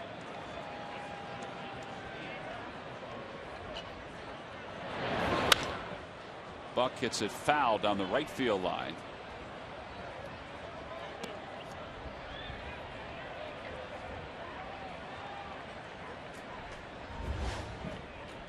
Sounds kind of strange to say this, Sarge, but Hamels is tied here at 2, and he's pitched better than Sanchez this afternoon. There's no question. Again, making good pitches and just having some bad luck jamming hitters. On the outside corner with a cutter. Now, it's one thing to keep the ball over the heart of the plate, and the guys are getting hits. But these balls have been off the plate, not hit hard, but again, hitting spots where you can't catch the ball. Hamels looking for his first strikeout. Sits the third, the 0-2. And a little high. It's 1 ball and 2 strikes.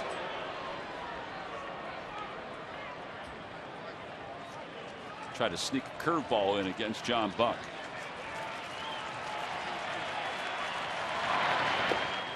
Two and 2.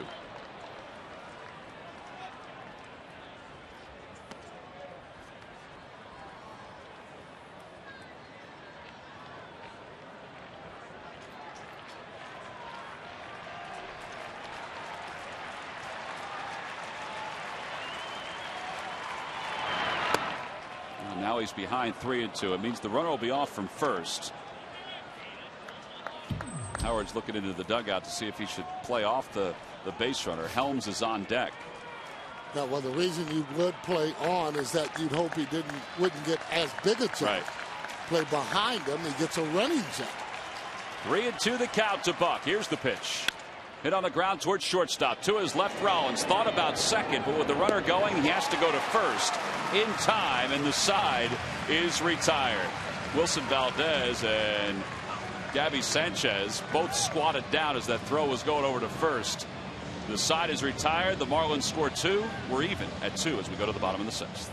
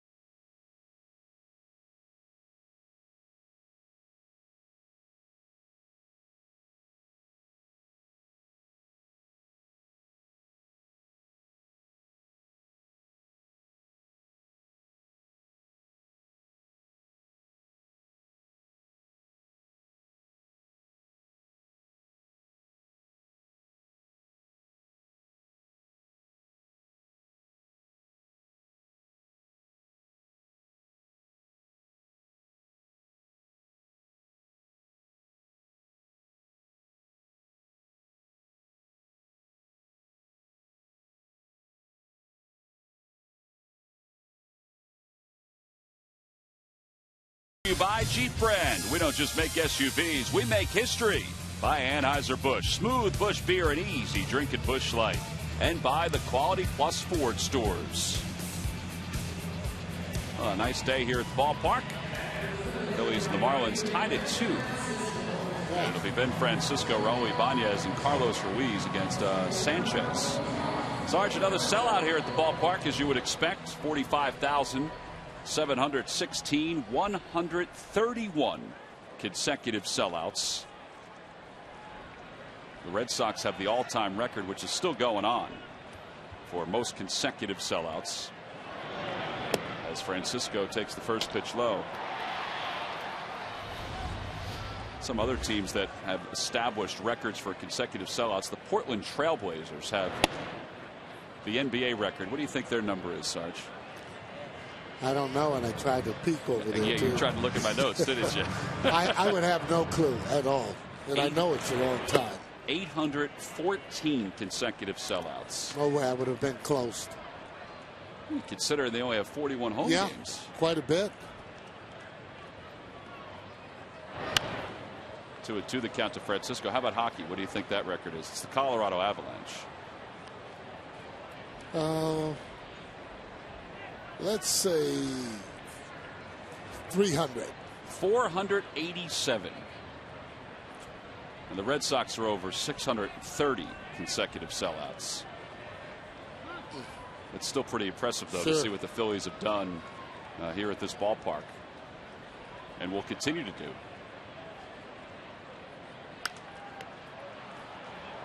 Now they'll find the seats off to the right. Sanchez gives it a look, and it remains 2 balls and 2 strikes. Francisco is 1 for 2 today. Popped out to short in the first, singled in the third.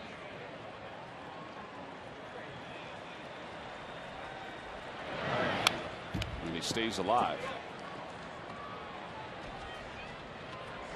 At that ball, 92 fastball there that he's throwing.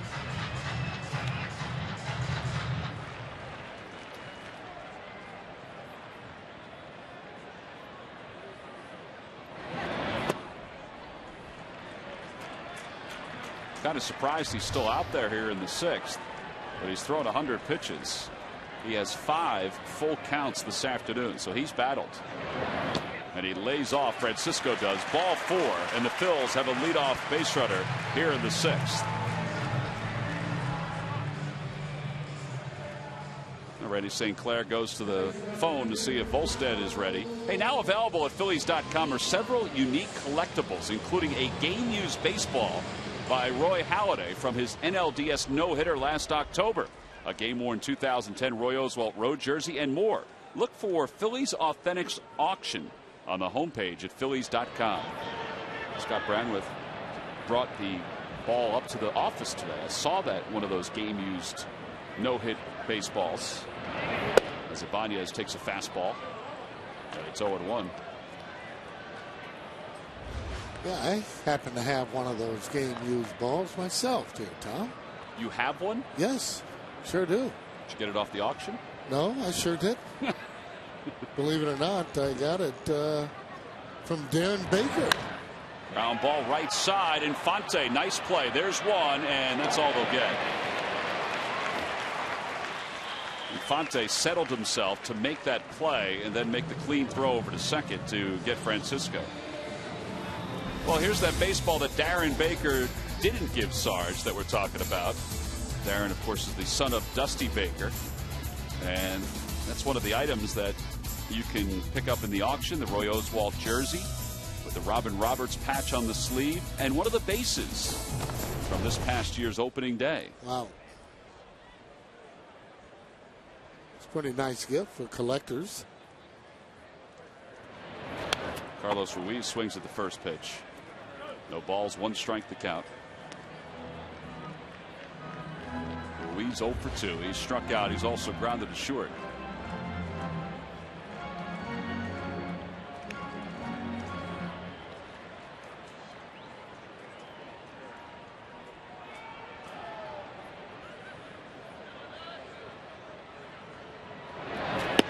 Tried to check his swing, but he went around according to the home plate umpire, Gary Darling. So now it's 0-2.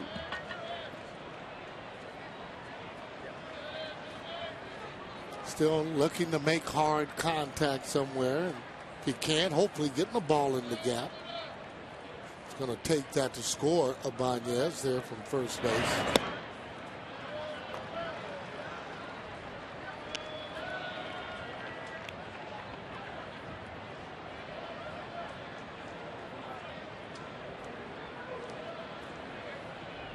To the count to Ruiz. And the pitch. Swing and a miss, and he's down on strikes for the second time today. Almost looked as if he was fooled by that pitch from Sanchez, like he didn't pick it up. Almost like he was looking for something else. You're right about that. Fastball, last minute he swings. Well, a lot of times, again, when guys guess and you get that fastball, no way you can touch it. Other than that, he just didn't see the ball, and Ruiz is a good fastball hitter.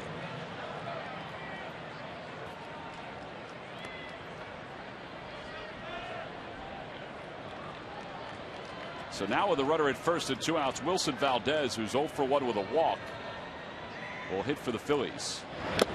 And he fouls the first one into the glove of Buck.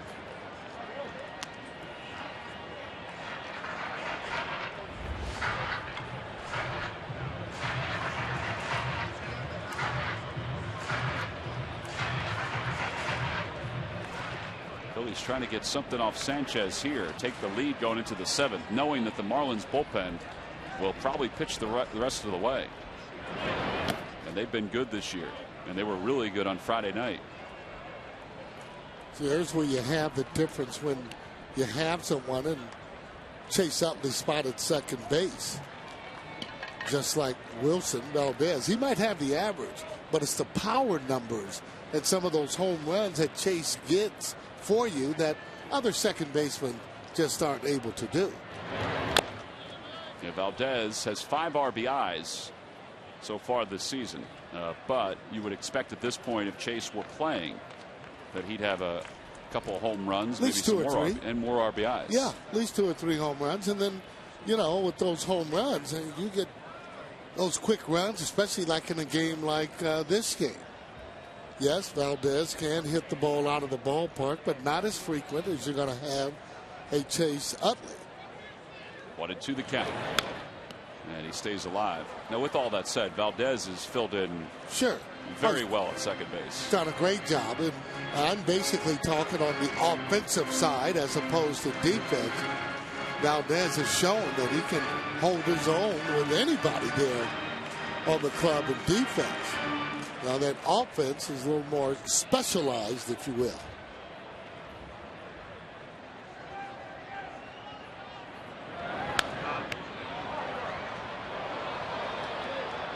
Hamels is out of the on-deck circle, and J.C. Romero's warming up in the pen right now. So if his spot comes up, they may choose to hit for him. Because if his spot comes up here, that means Ibanez would be in scoring position.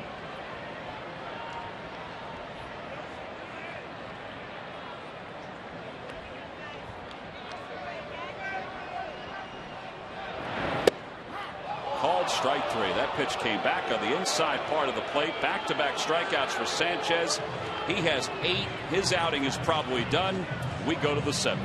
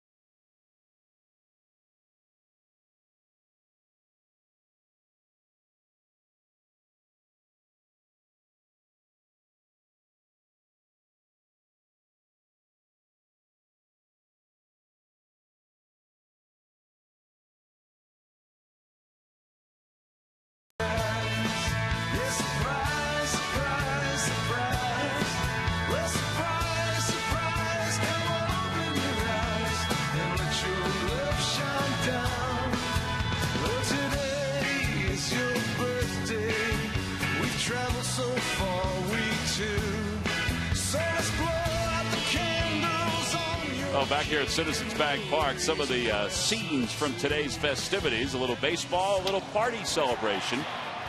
As the Phillies and the Marlins are tied at 2, we get set to begin the top of the 7th. Wes Helms, the pitcher spot, and it looks like it's going to be Emilio Bonifacio. And then the top of the order. Helms so far today is 0 for 2. He reached on an error his last time up. And he hit a little dribbler in front of the plate back in the 2nd. 1 ball and 1 strike. That cutter was a little inside and low. And this is most likely the last inning for Hamels because he's due to bat to lead off the bottom of the 7th. And a liner foul, and it's 1-2. Yeah, they probably would have hit for him if Valdez had gotten on base.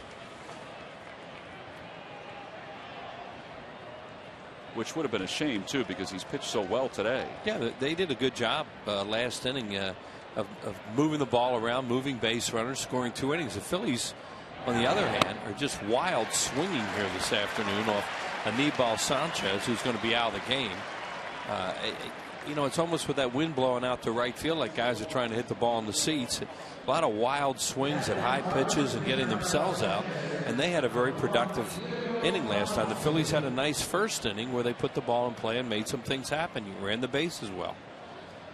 Oh, with 1 away, here's Bonifacio to pinch hit for Sanchez.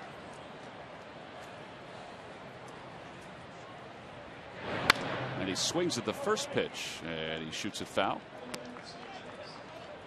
Got to give Sanchez some credit for being around through 6 innings because he threw a lot of pitches very early in this game. Didn't look like it was going to be that way today. Sure didn't. The Phillies approach changed to him, and I think they let him get away. They've had 2 games like that with this series. To the Marlins' credit, the 2 starters out there, Phillies look like they should have gotten for more, and they hung around, and they're a dangerous team if they hang around. This guy can fly, forget it. Yeah, Hamels got over to the bag, but Bonifacio got it in the right spot And there was nothing they could do about that. Now you have to keep an eye on him, too, because he can run from first. So a bunt single. And the Marlins have a base runner with one out here in the top of the 7th.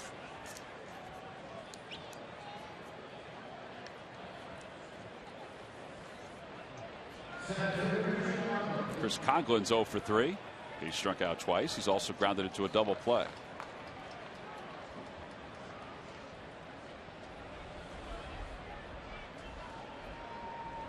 Coughlin, as a rookie 2 years ago, hit .321 with 9 home runs. And last year, as we said, he got off to a horrific start, hit under 200 in April. And it was never the same. He finished with a .268 average. He had one of the best second halves a rookie could have 2 seasons ago.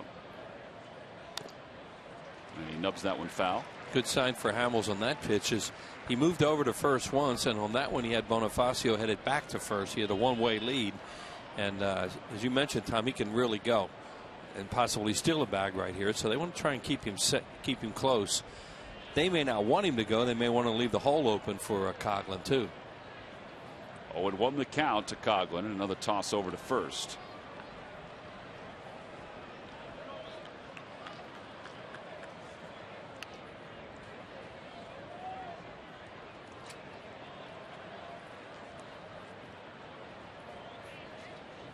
Bonifacio has stolen as many as 61 bases in a minor league season.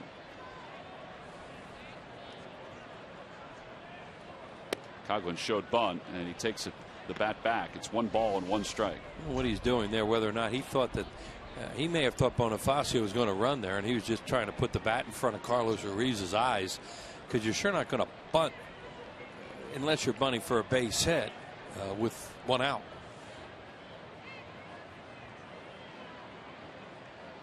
There goes the runner. The pitch is swung on and missed. The throw to second by Ruiz, not in time.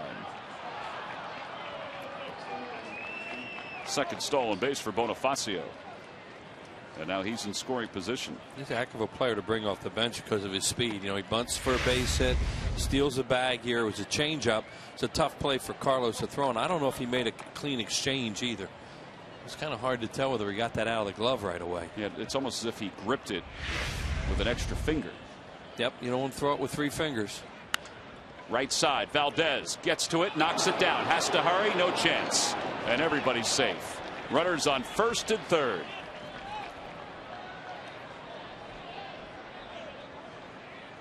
We'll see how they score that one. If he had gotten to that cleanly, he would have gotten Coughlin at first.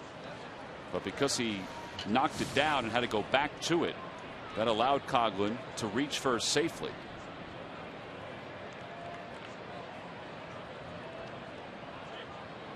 And it brings Infante to the plate. Now you have a decision to make if you're Charlie Manuel.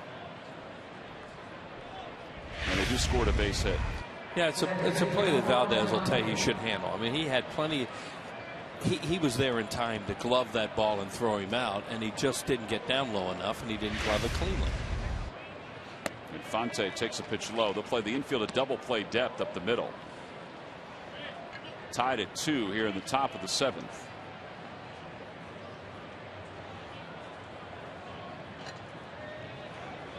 Ruiz is doing there when he goes out in front of the plate. He's just giving the middle infielder signs of what they would do, as you see Kendrick up now, what they would do if in fact the runner Coughlin breaks from first base. Inside 2-0.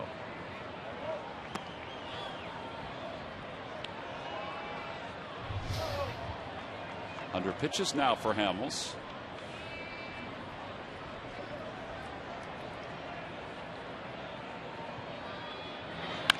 Chopper toward third. Polanco to second for 1. They've got to hurry. Valdez is throwing time. How about that? Around the horn. 5-4-3 double play.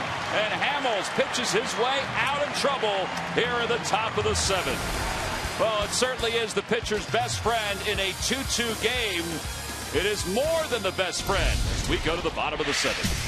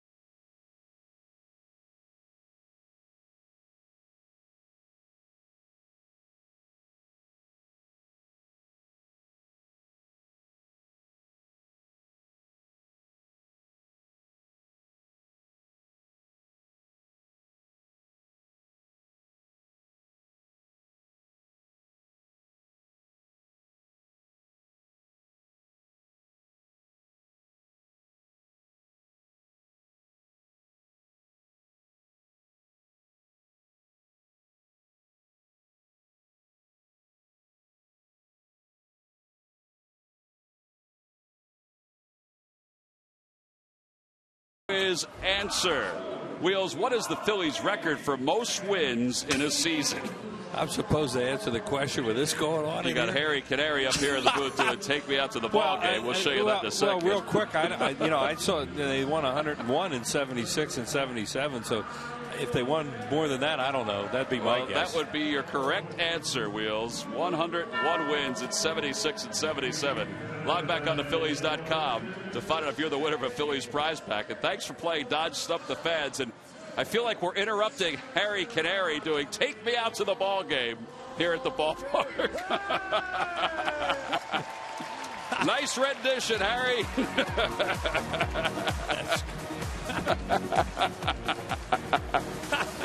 Thank Harry you. Canary Harry from Canary from the Superstars. Superstars. They did a great job today. Outstanding.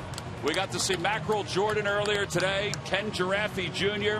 The whole lot was here for the Fanatics' birthday. And the summary right now, the Verizon Wireless game summary, we're 2-2 going into the bottom of the seventh. Yeah, both starters will be gone now. Sanchez out of the ball game. He can't win it. He can't lose it. Cole Hamels, he could still win this game. The Phillies could take a lead here in this inning as they're going to hit for him. Mike Stanton with an RBI hit. You see Anibal Sanchez, what he did in the game, and what Cole's final line is with 2 walks and 7 strikeouts. The only home run in the game by Placido Polanco to right center. Well, the new pitcher for the Marlins is Ryan Webb. And this is his 9th game. We saw Webb the other night. He's a hard-throwing right-hander who the Marlins got out of the San Diego Padres organization. The Padres got him from the Oakland A's. He is a Clearwater, Florida native, and he will face Ross Globe, a pinch hitter here in the bottom of the 7th. I'll tell you what, Wheels, the Superstars who were here today, I saw them for the first time back in the minor leagues. They were created back in 1998. And they are funny. Oh, they're great. They blow up larger than life. They can do some things. So Glode leads it off here in the home 7th. And Glode swings at the first pitch and fouls it off. Phillies pinch hitters, and we've talked about this, are the best in the business right now. They're 10 for 19. John Mayberry leads the way with 4 pinch hits. And Glode played for the Marlins for a season in his 2nd year with the Phillies. To shortstop, Ramirez has it. And there's 1 away.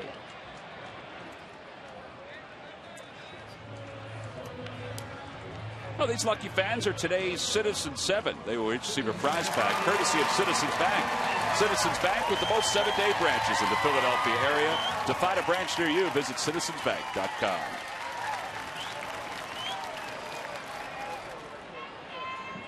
Here's Victorino with 1 away.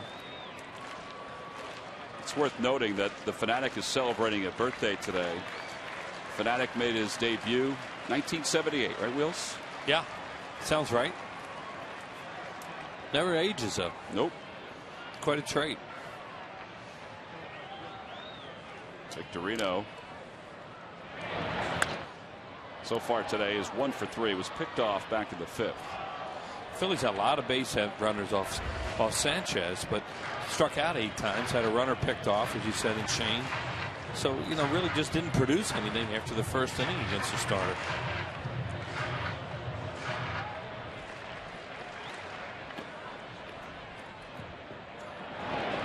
Outside, 1 ball and 1 strike. Phillies come into play today with the top batting average in the National League, tied with the Cincinnati Reds, the red hot, or I should say the St. Louis Cardinals, the red hot St. Louis Cardinals, who are in Los Angeles again. Yeah, all of a sudden they couldn't hit a lick, and now you can't get them out. Again to shortstop, and an easier hop for Ramirez. 2 outs.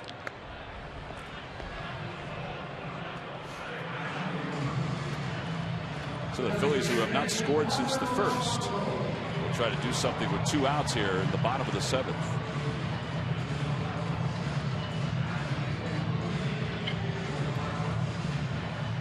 Placido Polanco homered back in the 1st, grounded to shortstop, and then singled his last time up. His average up to .362.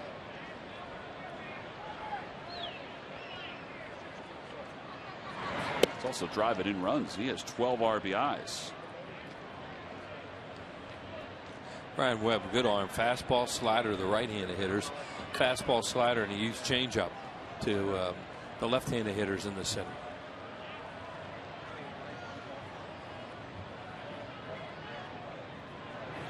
I think he hides the ball a little bit too. He's a big, tall guy, and I think the hitters, it's a little bit late coming out of his hand for them.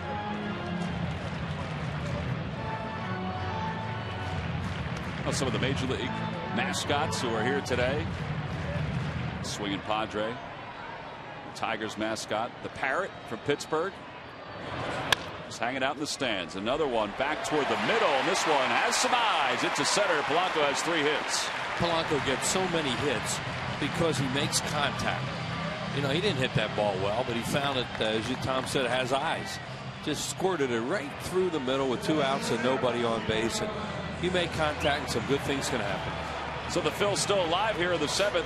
Washington Nationals will be here Tuesday, May 3rd for the start of a 3-game series, their first visit of the year. It's a Hatfield Dollar Dog Night. Get your tickets now by going to Phillies.com. Limited seats are available for all 3 of those ball games. Here's Jimmy Rollins, 0 for 2. A walk and a run scored in the first. Trying to get something going against the Marlins here in the bottom of the 7th. And he fouls the first pitch down the left field line. And unlike with Bonifacio on at first base with 1 out, you're not going to do anything here. Polanco is not a base stealer. There's 2 outs, so you know it's going to take a hit or 2 to score.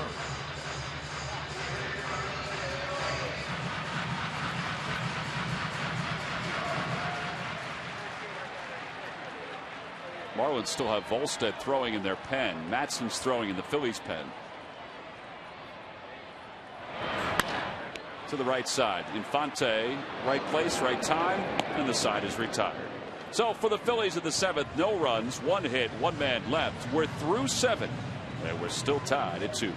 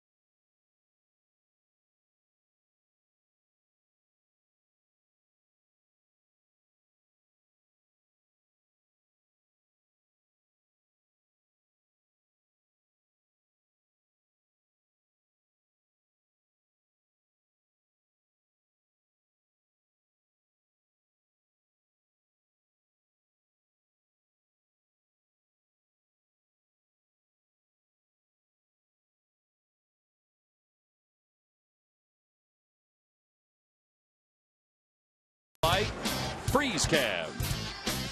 Little wind today, Wheels. Oh, we mentioned the keys of the game. The wind was probably going to play a factor in this game, and it has. Some balls in the outfield. They've had some trouble with it. 1 home run that jumped out of here to right center field, and everything's getting knocked down the left. Coors Light Freeze Cab brought to you by Frost Brew Coors Light. Well, the superstars and the rest of the mascots doing the fanatic dance at the end of the 7th. We go to the top of the 8th. It's a 2-2 game. That Harry Canary, I don't know how he gets himself through the crowd like that. Look, you can see him a mile away, Wheels. He squeezed himself in here, too. I'll tell you, there was nothing like being at Wrigley Field when the real one was there. When he did his thing. That was a show of shows. And we were lucky to see it for a lot of years, Tom, and it was funny to watch. Matson in his 5th ball game. Harry Carey, what a character. Some of the other superstars that were here today were Ichiro Suzuki. We said Mackerel Jordan, Monkey Mantle, Nolan Rhino, and I can see down there the Tiger Woodchuck. There he is. He's here as well. Pee Wee Geese is in the house. Pee Wee Geese. He's an oldie but a goodie. There's Pee Wee. Yeah. Pee Wee was a great friend of Jackie Robinson's. Little floater to left, and Ibanez had Ramirez played perfectly. Well, Philly's just trying to hold them off right now and get a run and win this game, because the Marlins are going to be this kind of team. They're going to stay after you. There goes the Harry Canary. Cal Ripken Jr. was here too. Yeah.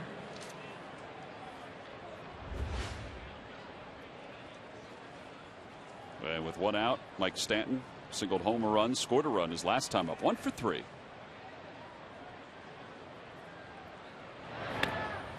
Well, it's down to the bullpens again. The other night, the bullpen war was won by the Marlins, as they were able to hold off the Phillies offense. The Phillies bullpen not able to do the same thing. Phillies, they get into theirs a little earlier than they wanted to. The Phillies feel pretty confident here in the 8th and 9th. He's so far early in the season. And a lefty and a righty. Clay Hensley is the right-hander. Randy Choate is the lefty. Volstead, we mentioned he's been throwing. Well, he was probably just warming up to possibly come in, and then when he didn't come in for Sanchez early, he just decided to finish off the rest of his bullpen, and that is a scorcher. Wow. You got to get out of the way quickly. And unfortunately, everybody was able to get out of the way fast down there.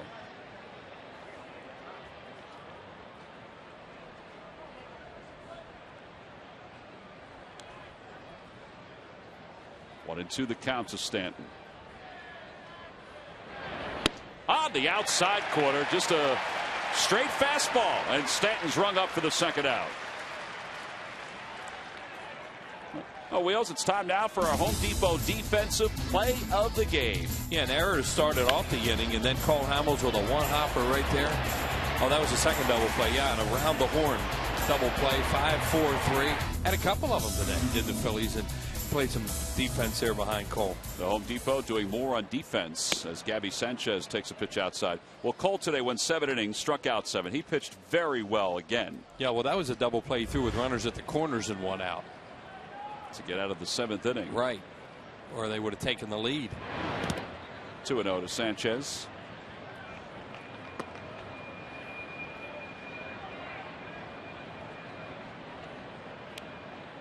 Well, Cole Hamels pitched a very good game here this afternoon.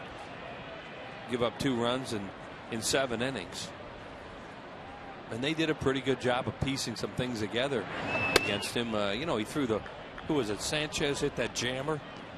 Sanchez hit the jammer off his thumbs to right field, which was a good pitch on Cole's part and good hitting on Sanchez's part. Even Stanton's RBI single, it sounded like he may have broken his bat on that one too. In there for a strike. It's 3-1. Well, Gabby Sanchez taking all the way. And the Sanchez's ball was such a key because it was a jammer, and it gave Stanton a chance to go first to third where he scored on a sacrifice fly, as opposed to if it's hit hard he would have had to stop at second. Line drive to left. That'll drop in front of Ibanez. A 2-out single for Gabby Sanchez. He's 2 for 4. The more you watch him, the more you think he's going to be a really good hitter too. Phillies baseball is brought to you by Southwest Airlines. Southwest Airlines' new Rapid Rewards, unlimited reward seats and no blackout dates. By McDonald's, I'm loving it. And by W.B. Mason. Who but W.B. Mason for amazingly low office product prices. Inside Citizens Bank Park. Final game of 2 between the Phillies and the Marlins. Yesterday's rainout will be made up as part of a split doubleheader on June 15th. We'll stay away from this guy. You know, with the wind blowing out to right and right center, you don't want him to beat you with a ball that he can pull. They're going to play the outfield in the no doubles, don't hit it over my head type of defense. See how deep they are and make 3 hits beat you if possible. Fouls it back. He did work it away to him. It's 1 ball and 1 strike. Yeah, Ryan has a good cutter that he'll use once in a while on left-handed hitters, but this is a really good time to work fastball changeup away. That's not to say if he makes a mistake with a changeup or a fastball that can't pull the ball, but try and make it tougher.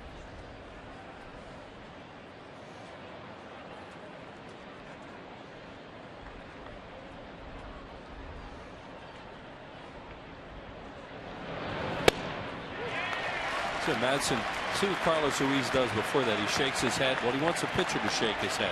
And that'll put some doubt in the guy's head, like, I don't know if he's shaking off fastball. And here comes a fastball and it's over. And that's why a catcher will do that. They shake their head and then they have the pitcher shake their head. 1-2 the count to Morrison. The pitch from Madsen. Swing and a miss. He got him with a changeup. Well, Morrison that time looked like he was thinking fastball on the outer edge, and Madsen came back with his bread and butter. That changeup. He leaves one, and now it's time for the offense. Ryan Howard, Ben Francisco, and Ibanez when we return for the bottom of the 8th.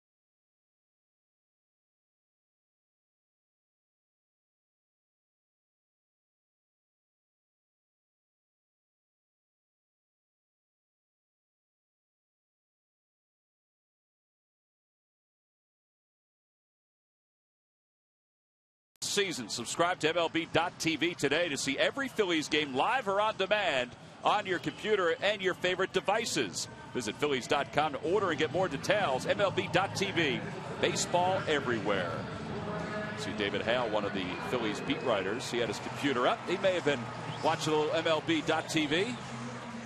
Although he's got a front row seat to every game as the Phillies get set to bat here in the bottom of the 8th.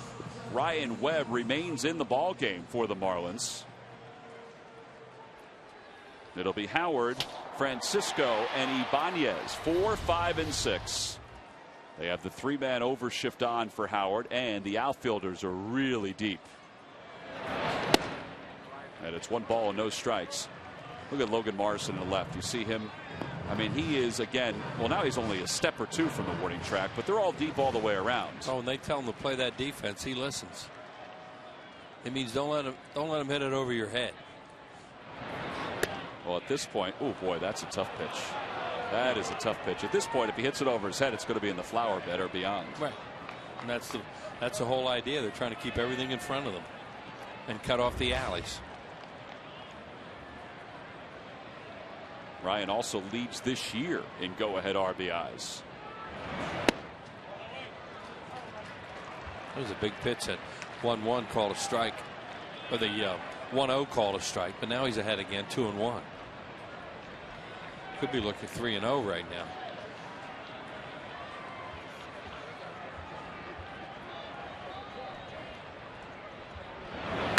Hits that one hard, foul. You see how Sanchez, playing close to the line, was able to make that play even in foul territory. Not going to beat him down the line unless you hit a line drive over his head. That's the other part of that defense, is that try and keep away from an extra base hit and a tie game late. 2-2 the count to Howard.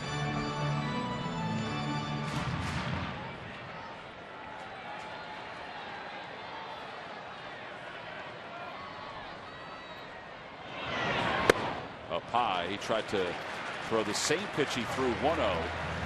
2-2, and it was outside. It was a breaking ball, too. He throws a kind of a little hard slider there. See if he challenges him here, 3-2 with a right-handed hitter on deck. A lot of times they go after Howard up in the zone with that fastball. And he fights off an inside fastball. Ryan doesn't pull a whole lot of pitches if you think about it down the line, down in that area. He's more of a guy that hits the ball alley to alley. And that was one right there that you have a chance to pull. 3-2 the count to Howard here in the bottom of the 8th. And the pitch from Webb. Into the air to left field. Morrison was deep. He's coming in and he can't get it. It's off his glove. And Howard will be safe at first. He had a long way to come to try to get that ball. Well, that's the thing we've been talking about with him. You know, even though you're in this type of defense, you really don't have to play that deep because the wind's knocking the ball down. But, you know, he's a young player, and they're telling him, don't let the ball go over your head. So he is really deep. Now here comes a parachute out there to him, and he can't quite get there. And once again, the way you would expect today, the wind affects the play. Because that thing came straight down, and that was really a hard play to make. Well, they've scored an E7. That's a really tough error with a win like this today. Here's Francisco. And he hits it to third, and it goes right by Helms, who was playing in a little bit. And Francisco, who did that back into third, gives the Phillies first and second with nobody out. Well, Marlins gamble there. The Phillies are going to bunt for a run here in the 8th inning with Ibanez on deck. But if you bunt, then they can walk him. So they're not going to bunt there. The Phillies decide they're not going to bunt and give up Ibanez, even if you bunt the guy over. So they get a break because that hopper right there is a double play ball, and it turns into first and second base hit. A lot of little strategy going on here in this inning, and so far so good for the Phillies. Both has worked out for them. But what do you do with Ibanez here? The corners are in. Swing. Yeah, they're playing in as if they think he's going to try to sacrifice. Yeah, you know, he hits in a double play right now. That's the way it goes. I don't think they'll bunt him, but we'll see. First and second, nobody out. Bottom of the 8th. In a 2-2 game. Phil's trying to take the lead. And he's not bunting, and he takes a pitch on the outside corner for a strike. Sanchez, the first baseman, now will go back behind Francisco. Helms stays up on the grass at third. Figure Ibanez isn't usually going to shoot it the other way anyway. Well, you think about if you bunt him, you have RUIZ on deck, and you have a tough right-handed pitcher. Here's the 0-1. Fouls it off. 0-2 the count. And Ibanez has been hitting the ball really well lately. He's been hitting it hard. So, totally agree. You know, no matter what happens. Ibanez had an RBI back in the first. He has a runner in scoring position and then an extra one over at first in Francisco. Phillies 2, Marlins 2.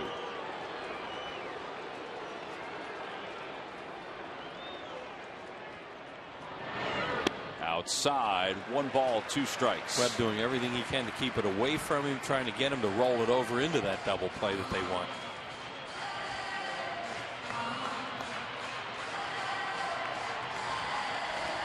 Then Francisco needs to get a good lead off first. Sam Perlaza will watch Gabby Sanchez, and you say that because he needs a torpedo, the middle infielder, on a ground ball here.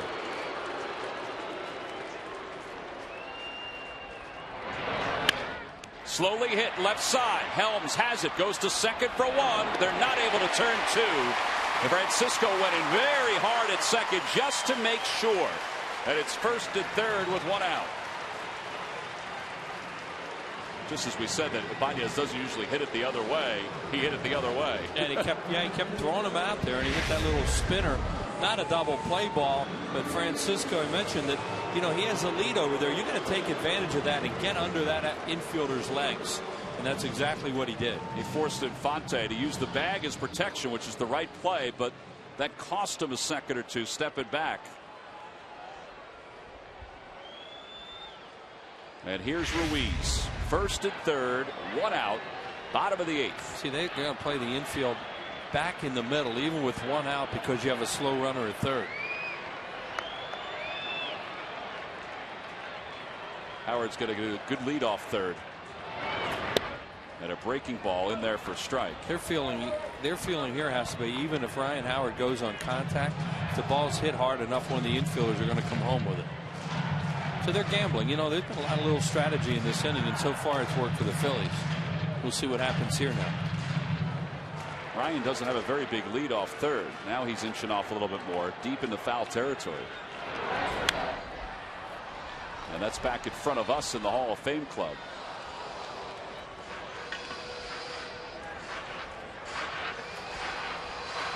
That's a really good arm in right field. And Stanton.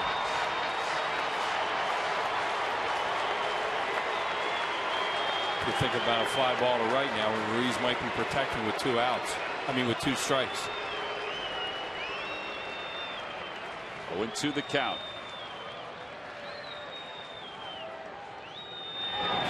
Outside, 1-2.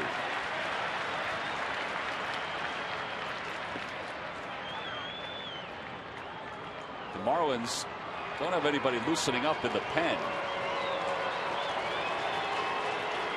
When you think about pitch hitting for Valdez.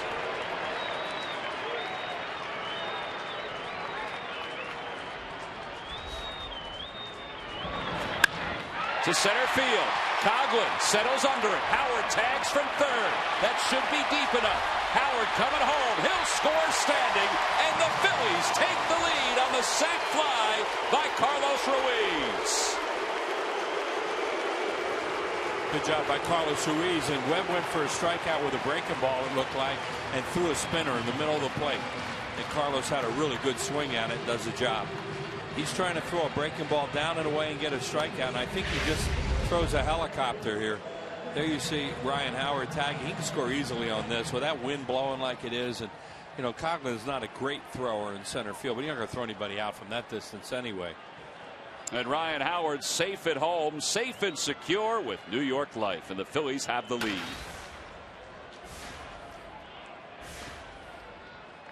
So now finally a left-hander's up and loosening in the pen for the Marlins. Valdez will bat with 2 outs here in the bottom of the 8th. And Pete Orr in the on-deck circle to pitch hit for Madsen.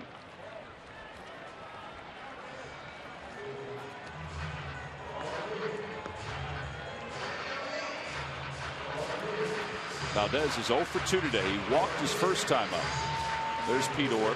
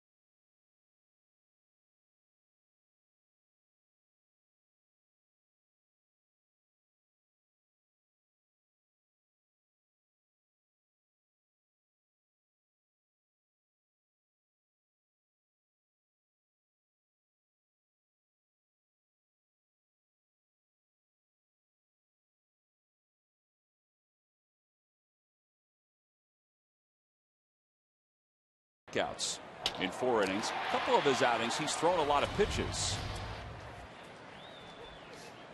He'll face the bottom of the order. It'll be Buck, Helms, and then most likely Greg Dobbs, the pinch hitter. Buck today is 0 for 3 and 2 for 18 against Contreras from his time with the Royals and last year with the Blue Jays. Inside 2-0.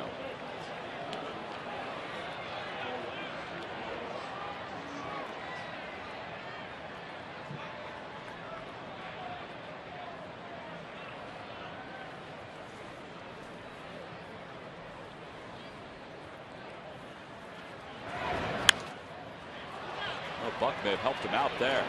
A pop up toward the first base dugout. The wind takes it over to the stands, but with the count 2-0, he swings at a slider.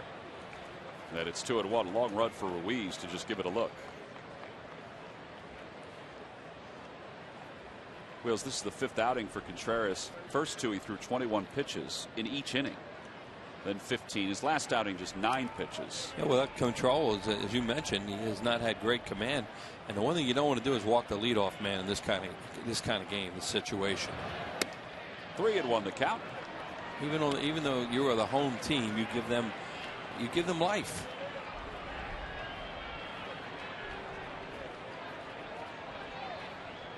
There's Brad Lidge, still hasn't begun his throwing program with that sore shoulder that's kept him out this entire year. That one just missed off the outside corner, and it's ball 4 and Buck's aboard. A reminder after the ball game, if you have a question for the postgame show, just go to PHL17.com/postgame. Get your answers plus all of today's highlights and insights. The Phillies postgame show live from Sugar House Casino right after the game on PHL 17. Scott Cousins will come on to pinch run for Buck. Now, you usually don't bunt for a tie on the road, so the Phillies aren't going to look for one here from Helms.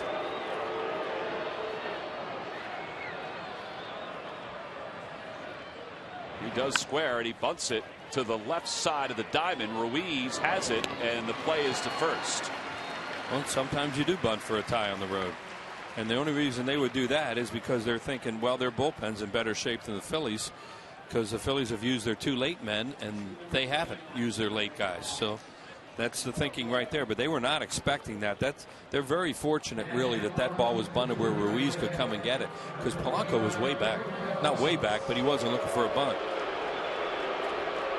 Well, Greg Dobbs, who had the game-winning hit as it turned out, the game-winning RBI in Friday night's ball game, will get a chance to pinch hit here. He had a great spring. He hit over 450 for the Marlins. That's why he made the club. Signed as a free agent.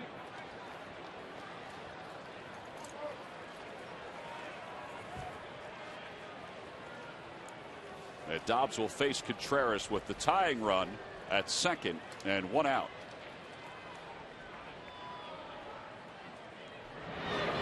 And he takes low.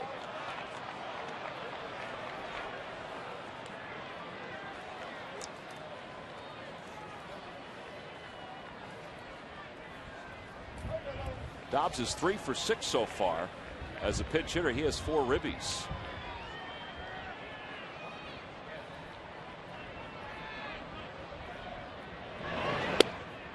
On the outside corner, 1 ball and 1 strike to Dobbs.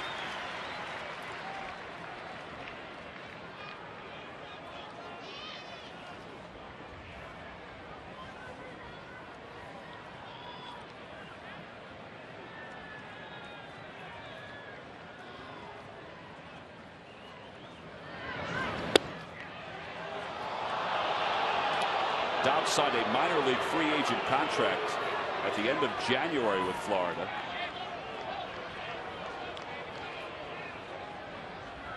It's kind of odd to see him out there that long looking for a job. The Marlins hope that he's as productive as a pinch hitter as he used to be for the Phillies, to combine with Wes Helms off the bench. Toward the middle, Rollins to his left. He's got it from the edge of the outfield grass, throws out Dobbs. Cousins goes to third. There are 2 outs.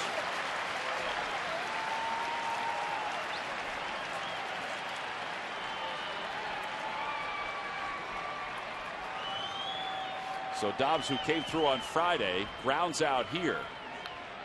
And now a meeting on the mound. Chris Coghlan is due up. What are they discussing here, Wheels? I'm trying to think what. Well, you know, he's going to work from the, he's going to work from the stretch because he always works from the stretch. They're maybe thinking about the possibility that Coghlan could try to drag one down there to tie it with a bunt, whether or not they're going to play up on the corners or not. That's interesting. Ruiz kind of ran that conversation out on the mound. You know, they always want to know how you're going to work a guy. You don't want to take the split away either because that's an out pitch for him to a left-handed batter. Well, they're going to play back. Ryan's all the way back, and Polanco up a little bit at third. The first pitch to Coghlan, he leaned back, but that was up and away. And it's 1 ball and no strikes. He's 1 for 4 today. He has struck out twice. And there you see the alignment. Phillies try to wrap up this ball game, earn a split of this 2-game series.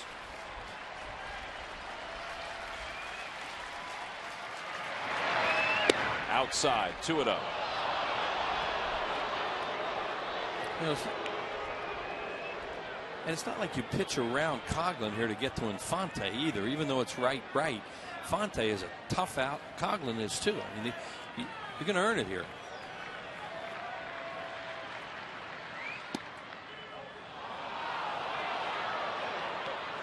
He's had a couple of close pitches in this inning, but now he's behind 3-0. Just doing the 2-0 breaking ball.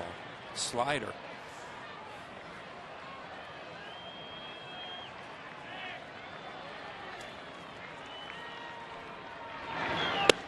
On the outside corner, Coghlan thought it was a ball. If not for the frame of Ruiz, it may have been. Well, he threw a breaking ball to him too. It looked like a little backdoor breaking ball. You've got the inexperience of Coghlan, who's 0 for 1 against Contreras. Infante has 37 at-bats against Contreras in the on-deck circle. The 3-1 pitch. Outside, ball 4. He's walked 2 in the inning, and now first and third with 2 outs. Now they're going to talk about what they're going to do if Coghlan goes. The middle infielders are going to. Carlos Ruiz is looking at the dugout number 1 to see what they want them to do. And then the middle infielder is going to come in. There goes Ruiz, goes through the sides. Middle infielder is going to make sure that Contreras, that they're all on the same page. You would think those infielders are going to play way back. Now, whether or not Coghlan goes or not, we'll see. Infante, you see his career numbers against Contreras. Most of that when he was in the American League with the Tigers. The pitch to him. Fastball belt high for a strike. Infante's been around for a while. 6 years with the Tigers, 3 with the Braves. His first with the Marlins. He has Cousins at third, Coghlan at first. With the Phillies up 3-2 here at the top of the 9th.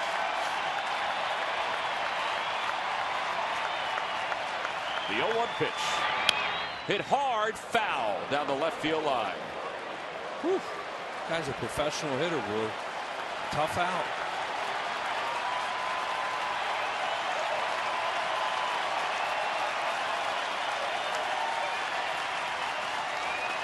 $45,716 and a handful of mascots. I want to throw him the strike here now if he can avoid it. They'll set up outside. The 0-2 pitch.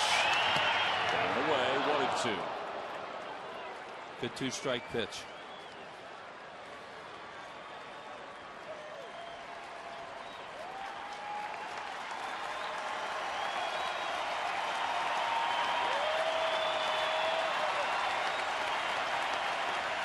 They do it again with the count, 1 ball and 2 strikes. There goes the runner from first.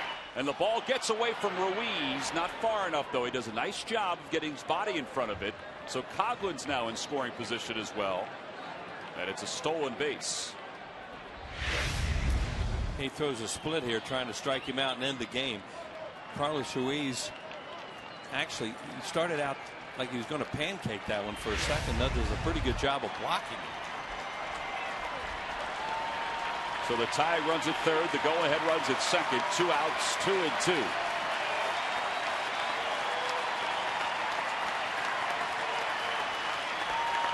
The runners lead off. Contreras is ready. The pitch.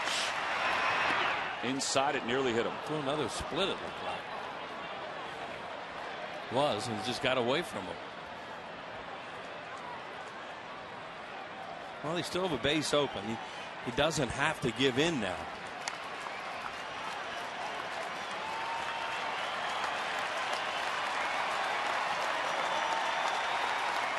The payoff pitch. It foul over the first base dugout. Infante was just trying to protect there. And he threw him an off-speed pitch or maybe a breaking ball. It looked like, because as we said, he doesn't have to give in with a fastball with a base open. Has Ramirez on deck. The only problem is then you have no wiggle room with a guy like HANLEY Ramirez.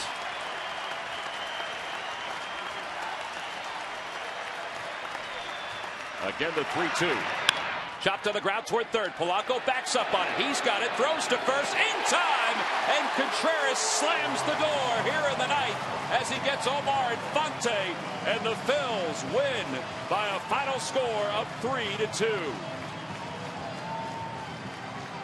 Well, it wasn't easy. It took 22 pitches from Jose Contreras. But he was able to get the ground ball to Placido Polanco. And Polanco casually made the throw across the diamond and finished off a good day for him. He is our Chevrolet player of the game. 3 hits, including his first home run. And his first home run since July of last year, as the Phillies win it by a final score of 3-2. Well, the last play of the game, he threw him a high fastball, looked like, and he tomahawks it. That pitch is ball 4, and you see him hit it in the ground. As Tom says, a nice casual throw there by Polanco, and the Phillies win the ball game. Wasn't a casual win, but they'll take it. We'll be back after this.